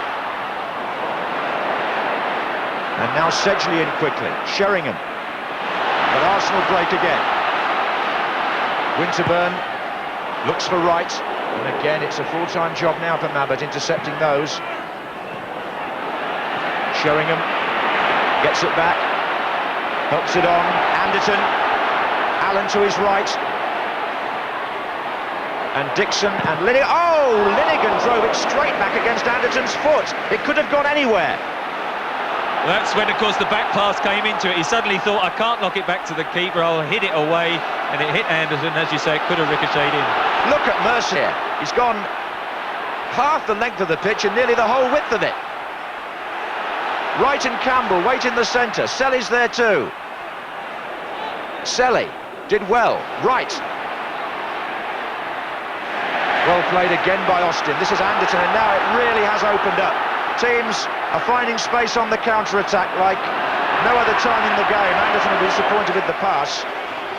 But maybe, as Trevor Brookings said in the first half, at Wembley, as the second half draws on, tiredness maybe creeps in here and there, and the openings do seem to emerge.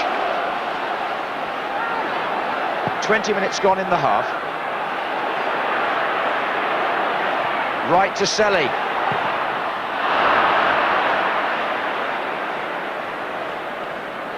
Just a rush of blood there, wasn't it? Ian Wright finding one or two little gaps now with his pace and knocked it unselfishly black. I think Selly had one against one, could have composed himself.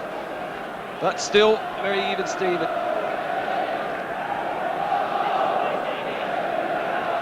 Well, the chances at the moment are going Arsenal's way, although at the other end, there was one nervous moment by Linegan. Edinburgh to Naeem.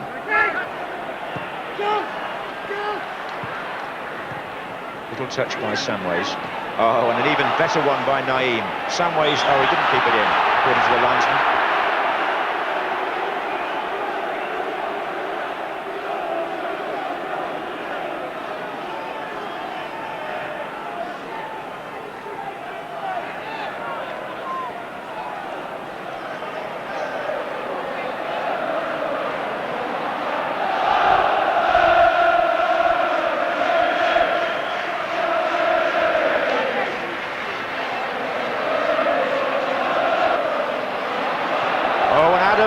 Up against Anderton, who beat him, and Linegan had to step in.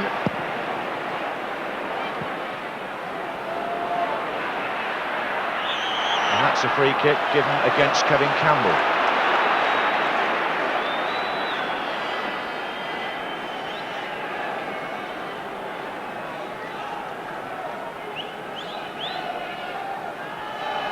Ruddock takes the kick. Linegan. Parlour. Good turn. Close to his left here. It's Campbell to Merson. Selly's out wide. Wright is through the middle. It's still Merson. Here's Wright. Ian Wright finds space. Good save.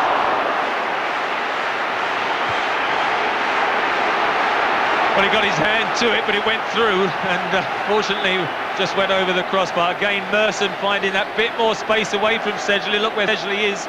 and Wright hit it very well. Fortunately for Torsved, it was within striking distance and he could get his hands to it. Adams nearly on the goal line. Linnigan forward again. Campbell's in there.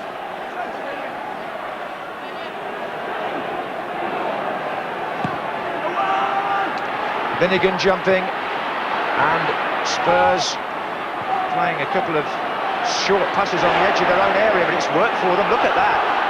And here's Naeem, and Sheringham could get away here. Offside. Offside against one of the two runners. It may even have been Sheringham who was offside and not the man to whom the ball went. Samways. Yeah, they had an extra man there, Spurs. Naeem should have just had the extra touch. If he could have played it first time, Sheringham would have been in. But then by holding it up, he actually found Samways, but Sheringham had moved offside. Well, Tottenham will know that they've allowed Ian Wright 2 presentable chances in this second half. They've got away with it because he sent one wide and Torsved saved the other. There goes Wright again with Mabbutt. Anderton. Samways and Adams. That was out again. Halfway through the second half of this FA Cup semi-final, live from Wembley Stadium. Arsenal 0, Tottenham 0. Linnigan forward for Arsenal. Parler is the man chasing. Ruddock comes across with the challenge.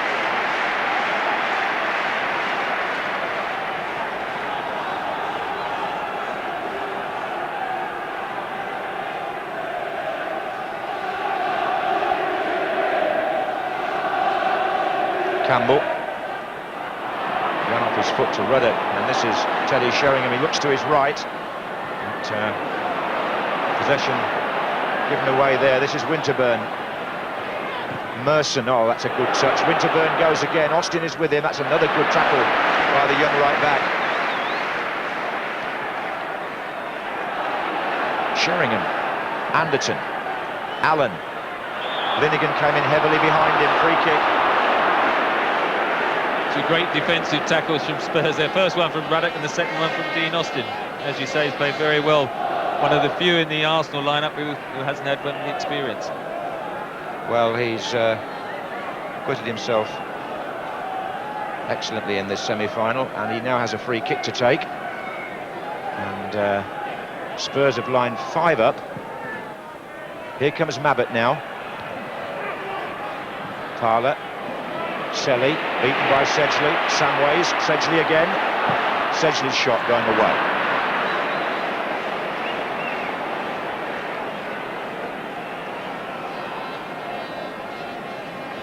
Would you think that Tottenham would consider using Nick Barmby at this?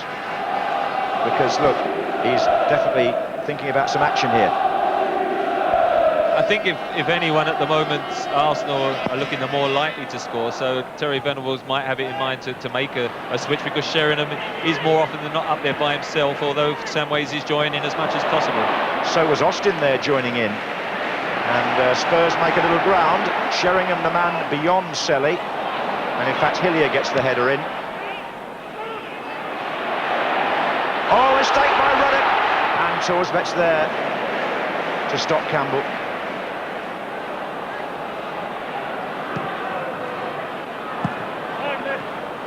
Now Naeem.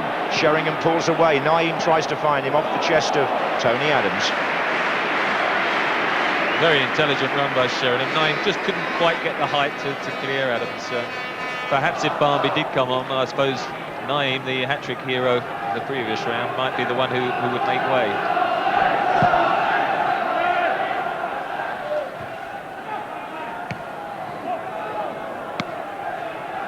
Well, he's certainly left his impression on the FA Cup this season, Naeem, whatever happens, and whatever happens to him at the end of the season, because the 3 overseas players in the Tottenham ranks, Naeem, Torsved and Bergson, are all up for contract discussions, I understand.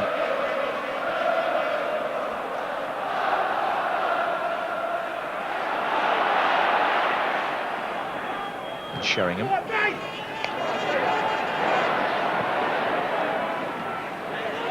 Austin. Looking for Samways and try to flick that back inside to Sheringham. Adams across.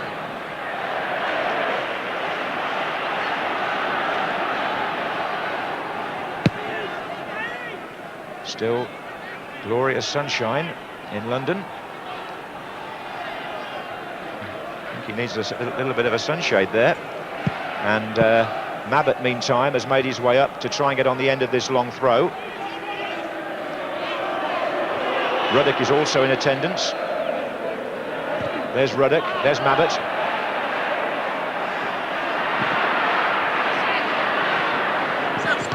Sedgley, Mabbutt, Samways, Anderton. Oh, we tried to get Allen through, but Arsenal will break now, and Spurs are undermanned at the back. Mabbutt and Ruddock have got to hurry. This is Parlour. Naeem's making the saving run here. They're just about back now. Here's Dixon. Merson. Hillier. Selly offside. He's unlucky. It's not an easy ball to get in because Spurs always, and like Arsenal, go back just to the 18-yard box and then they stop, and then you've got to make sure you time your run and your pass perfectly, otherwise you will get that offside, and it's a free kick now to Spurs.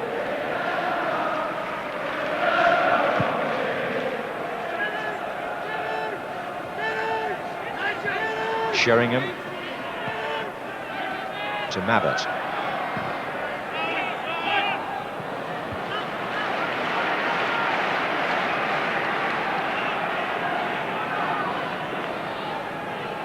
George Graham's Arsenal trophy cabinet, lacking only the FA Cup in some ways. He's won the other domestic honours.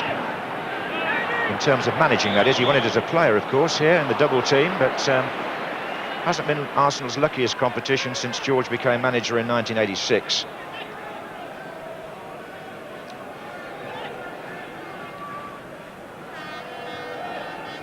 They'll be here, of course, in 2 weeks' time for the Coca-Cola final against Sheffield Wednesday.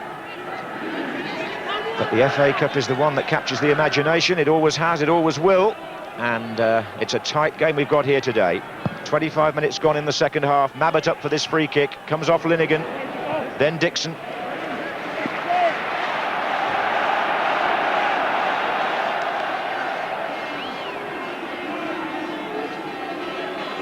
And Mabbutt and Ruddock stay right in the heart of the action there.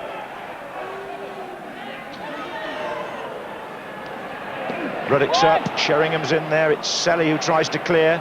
Samways with Winterburn, Anderton squeezed past two of them and got a corner.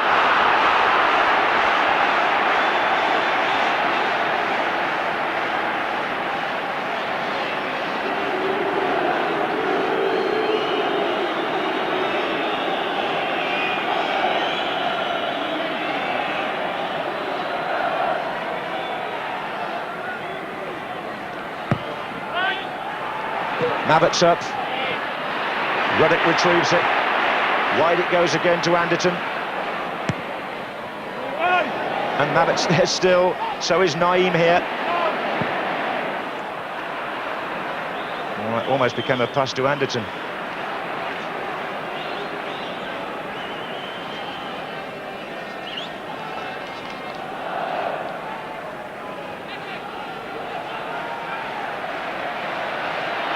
That's the thinking down there. I want to see Graham Kelly on the left there, the FA Chief Executive, keeping an eye on things from the touchline.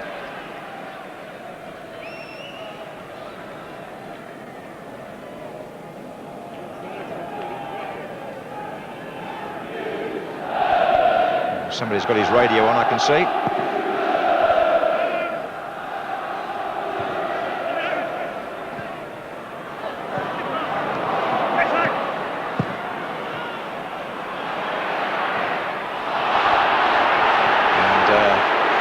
Thought he was fouled, his boot came off in fact. This is Anderton. Sheringham. Anderton, as Alan Hansen said, has played as well as anybody for Spurs. He was in the semi-final this time last year for Portsmouth when he scored a goal in extra time. Here's Parlour for Arsenal. Still Ray Parlour. Now that's outside the area, just in Edinburgh, right under the nose of the referee. And there'll be no disputing that decision. There's the man with only one boot on, Ian Wright, but Parlour was the man who was fouled there by Edinburgh, and this is a position which, when it's all sorted out, Trevor, should give Arsenal some hope.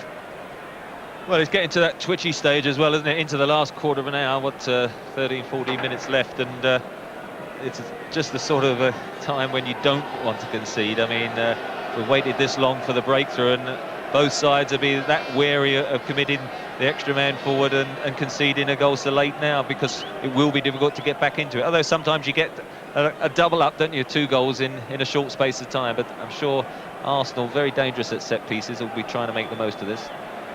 Looks as though Ian Wright's going to continue at the moment with only 1 boot on. He's, I think they've had to go to collect a new one from the dressing room, possibly.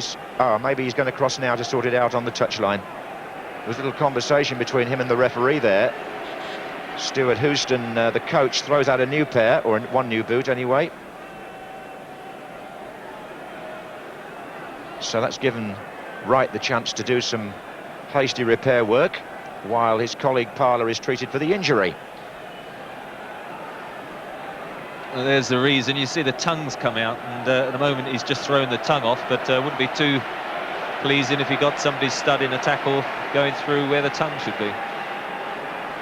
Well, there speaks an experienced professional, and we've got a free kick then. Adams has now gone up as well. And Merson chips it in, and in came Tony Adams! And Arsenal have taken the lead, and the captain, Tony Adams, who scored at Ipswich in the 6th round and turned the game round there, has turned up again at the far post. He only came late. While Wright was coming back on the pitch, Adams came forward, and I think that threw the Tottenham marking. Look, he's the extra man, and there's nobody there. And with 10 minutes to go, Arsenal take the lead in the semi-final. Tony Adams, the scorer, with a header which goes across Torsvet. You're quite right, he was totally unmarked, came late. I mean, Ruddock nearly got his head to it, but he was actually marking Linnigan, and it was cleared both he and Linnigan, and Adams was left with a relatively sort of simple header, and it was at the same spot, although the other side of the goal as the one he equalised at Ipswich, and you would have thought Spurs would have known about that. Well, Wright's gone back over to do some more work on his boot while this is going on, and it was because of that, and because of the Parler treatment, that Spurs never saw Adams coming. He timed the run to the last possible moment, and nobody picked him up. No, you can sometimes just go to sleep, lack of concentration, could have played its part, but of course now that's going to be the introduction of Marnby. He's got to come on. Here comes Ruddock for Spurs, trying to do the same thing at the other end. Well, what a leader and a hero Adams is.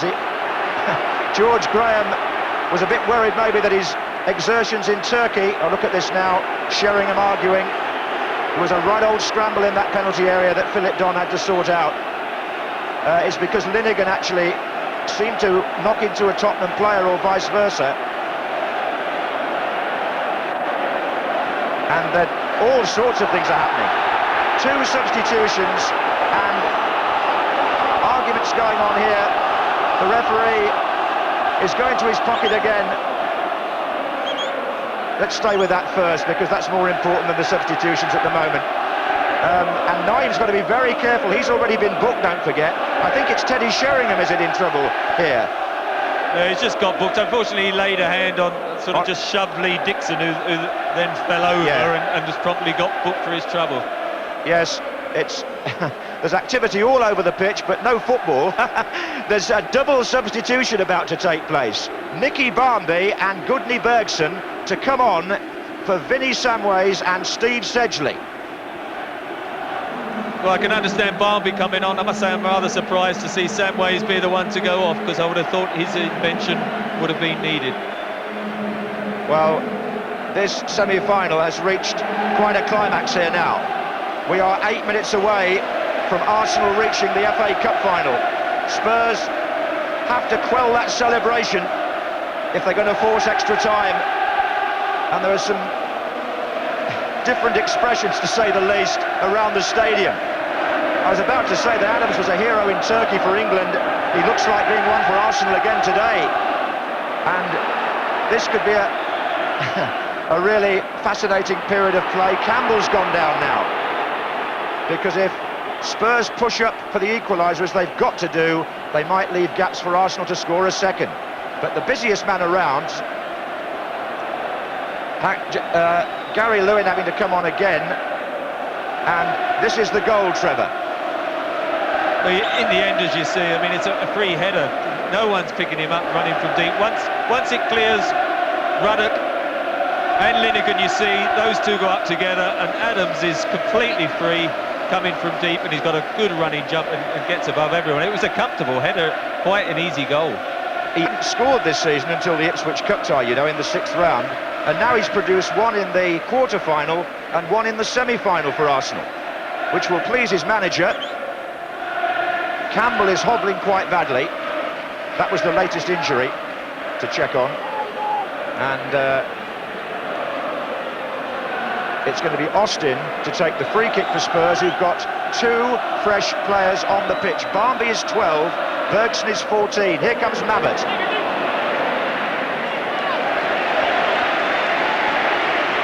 That was Barmby there.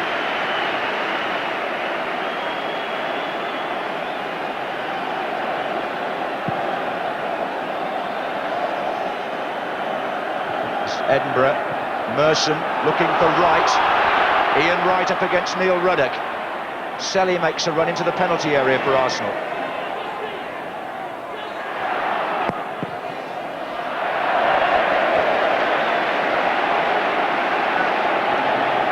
It was Parler's injury that was really well, rather his run, which led to the foul and then the free kick, which produced the opportunity for Arsenal to take the lead. Here's Hillier.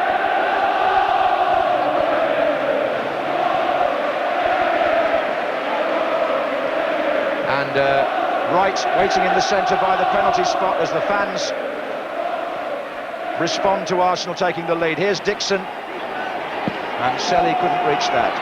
Spurs now have got a lot to do in what could only be 6 minutes. Adams might only be 6 minutes. Austin, Barmby, Sheringham. Austin well forward in this attack. Here he is now, number 2. Anderton tries to make it, but this is where Spurs will cluster forward, and in doing so, Campbell is definitely injured for Arsenal. This may be a case of Alan Smith coming into the action shortly, or even Morrow. Here's Parler, cut out by Edinburgh, foul.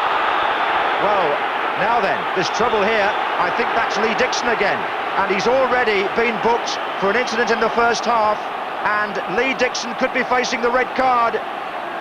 It's going to be a sending off in the semi-final for the Arsenal and England right back. His second bookable offence, and he goes. Arsenal must play with 10 men. Lee Dixon sent off at Wembley.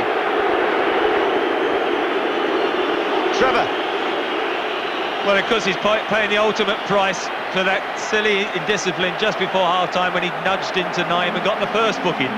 That one was a late tackle. It was one of those, he was never going to get there before Edinburgh.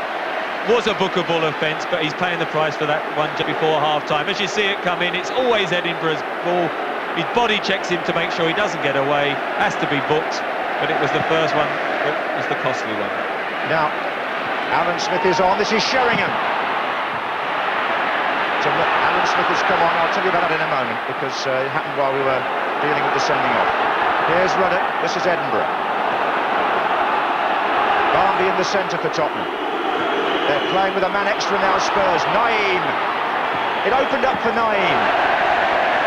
Smith has come on wearing number 14 because Campbell was clearly injured and couldn't carry on. So it's Smith up front with Wright for Arsenal. But they're down to 10, and I suspect David Hillier will have to play right back now that Dixon has gone off. 3 minutes plus stoppage time on the watch. Can the 10 men of Arsenal hold on to this 1-0 lead and go through to the FA Cup final? Or can the 11 men of Spurs force extra time? Ruddock. Edinburgh. Anderton's the chasing player. Linnigan. I mean, with only 10 men, I'd put Ruddock up for the last 2 or 3 minutes because you've got a spare man. let's put him into the penalty area and give you a bit of extra aerial height. Well, yes, and maybe Mabbutt at times as well. This is Edinburgh. Hillier with the challenge. He wants the ball to run, and it does.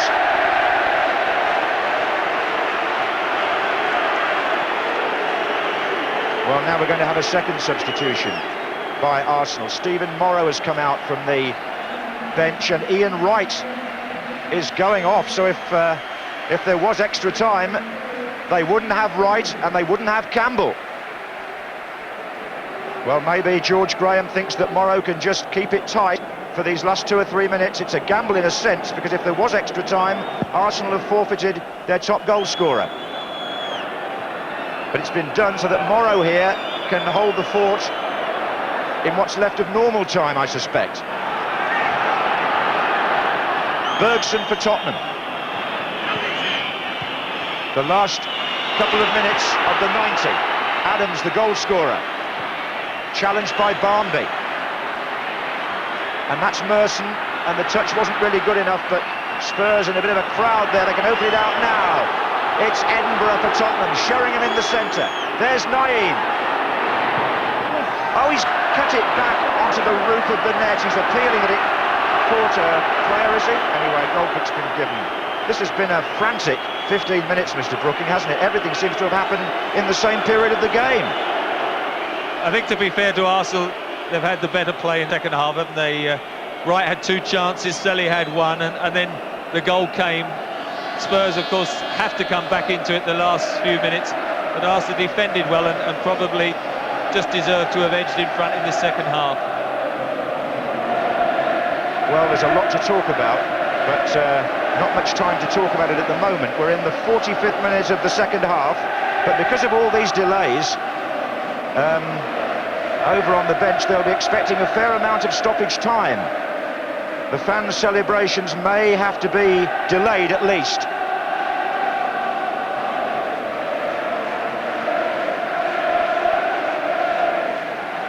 Well, the latest treatment has been applied, and David Seaman has the ball. Young supporters with differing expressions as he takes this goal kick, as we go now into the time that Mr. Don will add on for stoppages. Alan Smith. Here's Selly. Oh, he kept his feet very well. He also found Stephen Morrow, and that's come off Austin, and Torsvet saves the corner.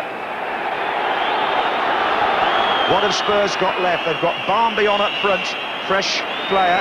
Adams goes across to make sure he can't get in there.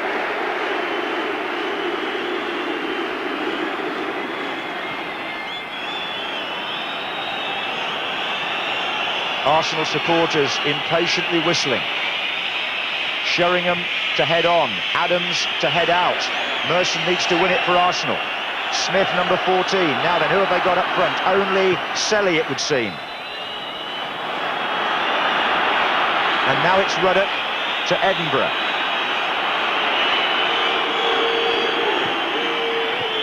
Naeem. Ruddock has taken a forward position again. Allen, Paul Allen, going through them. Oh, and Morrow had to make the challenge. It's a corner to Tottenham. It's not all lost yet. Anderton goes across to take it. Never have they wanted something more from either Ruddock or Mabbutt than here. Mabbutt gets up, Smith wins it. It comes back out to Darren Anderton. In goes the cross again. Bergson arrives.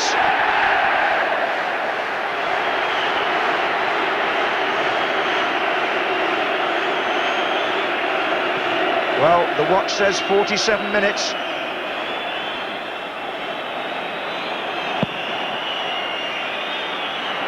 Flick on to find Smith. They want him to hold this up, but he can't. Allen to Austin for Tottenham. Winterburn with Barmby. Morrow. Spurs throw.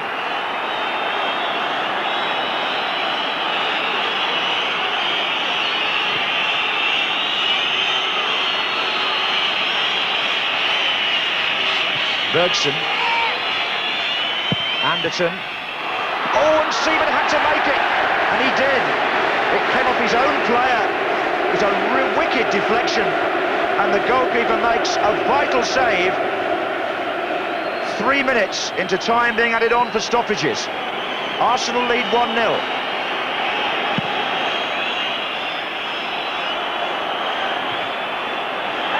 Naeem.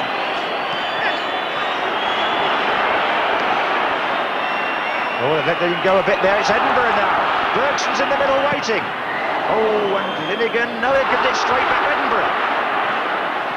Barmby, flick on. Chance for Spurs. Headed back in by Allen. Anderton. Deflected off Selly. Anderton again. Well, what do you make of all that? Linnigan gave the ball back to Edinburgh there in a dreadful position for Arsenal. Tiredness more than anything, wasn't it? Spurs with the extra man, putting a lot of pressure on. Can't get a clear-cut shot at goal. And when one or two shots have gone in, David Seaman's dealt with them very well. And perhaps even for him personally erased the memory of that semi-final a couple of years ago. Yes, I was thinking that very thing, Trevor, when he made that great catch off the deflection. But 49 minutes now we've been playing in the half. Forward by Mabbott. Sheringham heads on. 12 there is Barmby. Now they get a corner right at the end. Now Arsenal sorted that out pretty well, or Winterburn did. Well, the days when matches used to last 45 minutes are long gone, or halves used to. I know it's all stoppage time, but it seems to go on forever if you're an Arsenal supporter, which, of course, we're not here, but we keep hearing them whistling.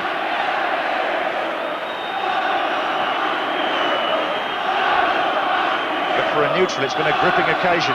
Forward by Ruddock. Oh, tiredness spreading all over. I mean, Merson could have collected that and got Arsenal back down the other end of the field. This is Anderton. They're giving Tottenham almost too much of a chance, the 10 men. And still the clock ticks on. 50 minutes.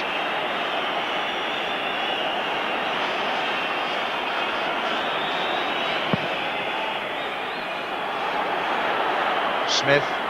Well, they're desperate to clinch this now, Arsenal, and Parler has the chance to put Merson through. He wants to hold it by the flag. He'll get challenged by Allen. Smith's in the middle. The flag seems to be the sufferer there. Spurs get the ball out. Arsenal shouldn't be pleased about that. Anderton, and he's got Mabbott away. Naeem's made the run forward. Still Mabbott. And now it's Anderton. And still Spurs have an extra man. He's on the far side. Sheringham. Anderton coming in. And away by Parler. Well, I don't know how many more looks at his watch Philip Don needs. 6 minutes of stoppage time has now been played in this half.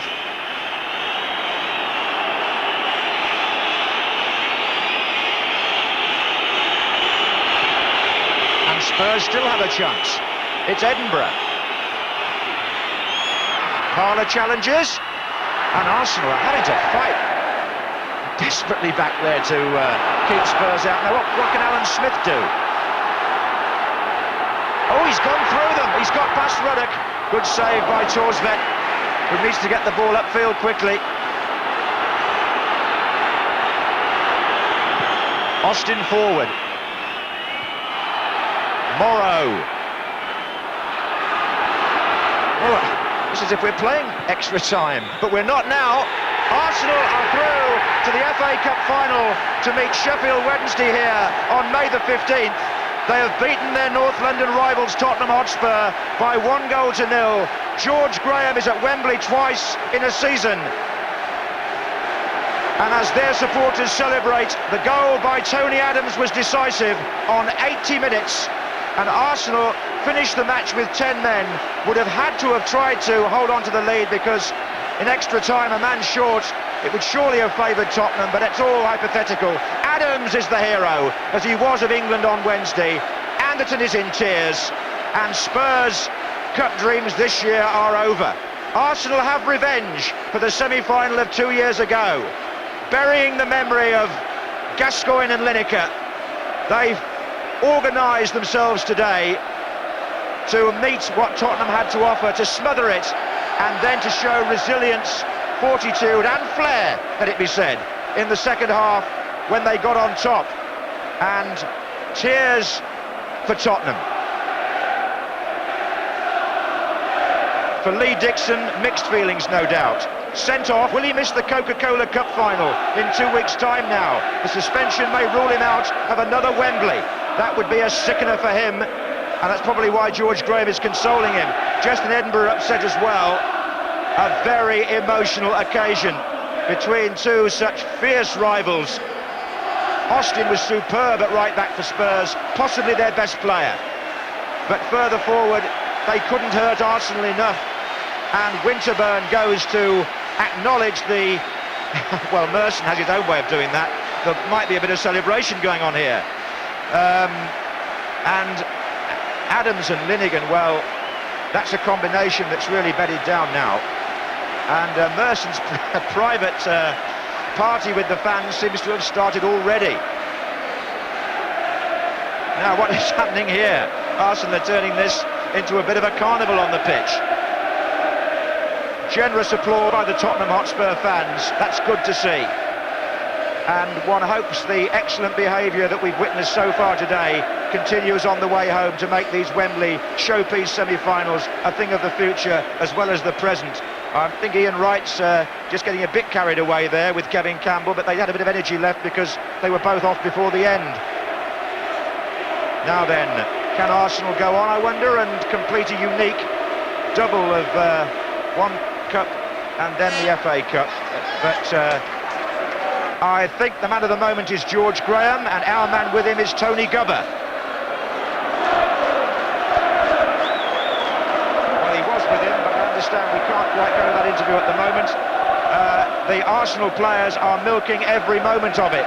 Tony Adams there will be all right on the night, it says. But as I was saying, they could now be on the verge of a double, but then so too are Sheffield Wednesday, aren't they, Trevor? I'm just thinking, we've got two cup finals and the same two teams in both. Well, it is interesting, but I think Tony Adams was the man of the match, wasn't he, really? Definitely, and it was worthy that he should score the goal. OK, so there we are then. Thank you very much, Trevor. And Arsenal have won the North London semi-final. They've beaten Spurs by 1-0, and they play Sheffield Wednesday here twice now. But the biggest occasion is the FA Cup final on May the 15th. Well, they're great occasions, these semi-finals now at Wembley, and it seems as though they're here to stay. We can hear now from George Graham. George, congratulations. Does this make amends for the semi-final defeat here 2 years ago at the hands of Spurs? Well, that's history now, but I'm really pleased today. I'm pleased for all the boys, because our preparation for the game was very poor. I couldn't do anything about it. But I think we showed a lot of character today, and I think both sets of players played their heart out, and I don't think anybody can be ashamed of losing. It got a bit tight for you towards the end, down to 10 men. It was backs to the wall and some desperate defending. Yeah, well, I mean, that's typical Arsenal, isn't it? We're at our best when our backs are against the wall. But yeah, but saying that, I think Eric Thorsveld made more critical saves than David Seaman. Yeah. I thought for the first 20 minutes, I thought we played very well, we controlled it, and then the last 20 minutes of the first half, I thought Spurs really came into the game and they controlled it. And then second half, as I say, Thorsveld made the important saves. And obviously, when we got the goal, Spurs had nothing to lose but push forward. I don't suppose you expected a defender to get the goal for you, did you, Tony Adams? Well, Tony Adams, I keep on at him. He's not scored enough goals this year, and he hasn't scored in the league, but this is his second goal in the Cup. But you're going to meet Sheffield Wednesday now in the final, and before that you'll meet them in the final of the League Cup competition. And in the league as well. So we've got to play them 3 times, so it'll be very interesting. I'm just glad it's such a big occasion, the FA Cup. It's the best in the world, the National Cup competition. I'm just pleased to be there. Thanks very much indeed, George. Thank you. Thanks, George. They had the better of the second half, Arsenal, didn't they? Yeah, they had all the chances in the second half. They deserved to win the game. But what can we say about Tony Adams? We mentioned at half-time, he had a torrid 5 or 10 minutes. That would normally affect most players, but he seems to thrive in adversity. He came out in the second half. Not only did he score the winning goal, but he was absolutely magnificent at the heart of the defence. He's had a good week. He's had a terrific season. He's playing really well. We'll look at it again. Played a captain's part. We could reflect that it was a dead ball movement, and aerial power that won an English game, as it were. He stole up late, didn't It's he? a surprise for Tottenham because they're very well organised at set pieces. Tony comes in late, nobody's picking him up, and it's virtually a simple header from 6 yards out, and the goalkeeper's got no chance at all. No goal from open play in the whole of the 90 minutes.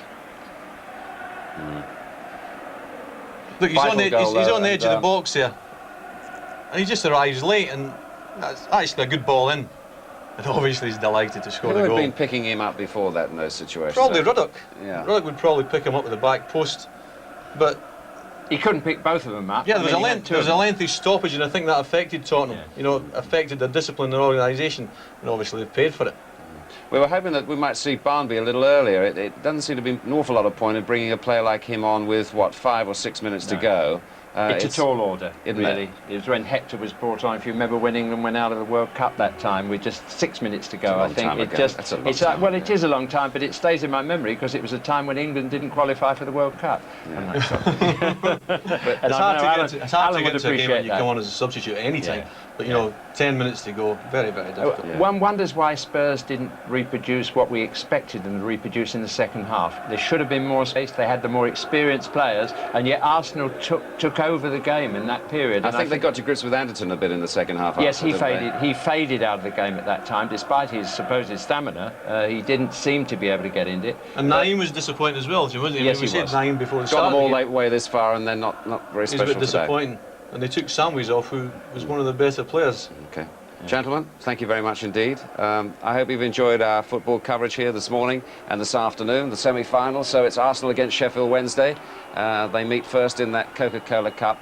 Now, we've got some highlights of it for you tonight, if you just came in just now. And we've also got the league match, Forest against Aston Villa. That's at 7 o'clock, BBC 2 tonight. If you haven't had enough football, we'll see you then.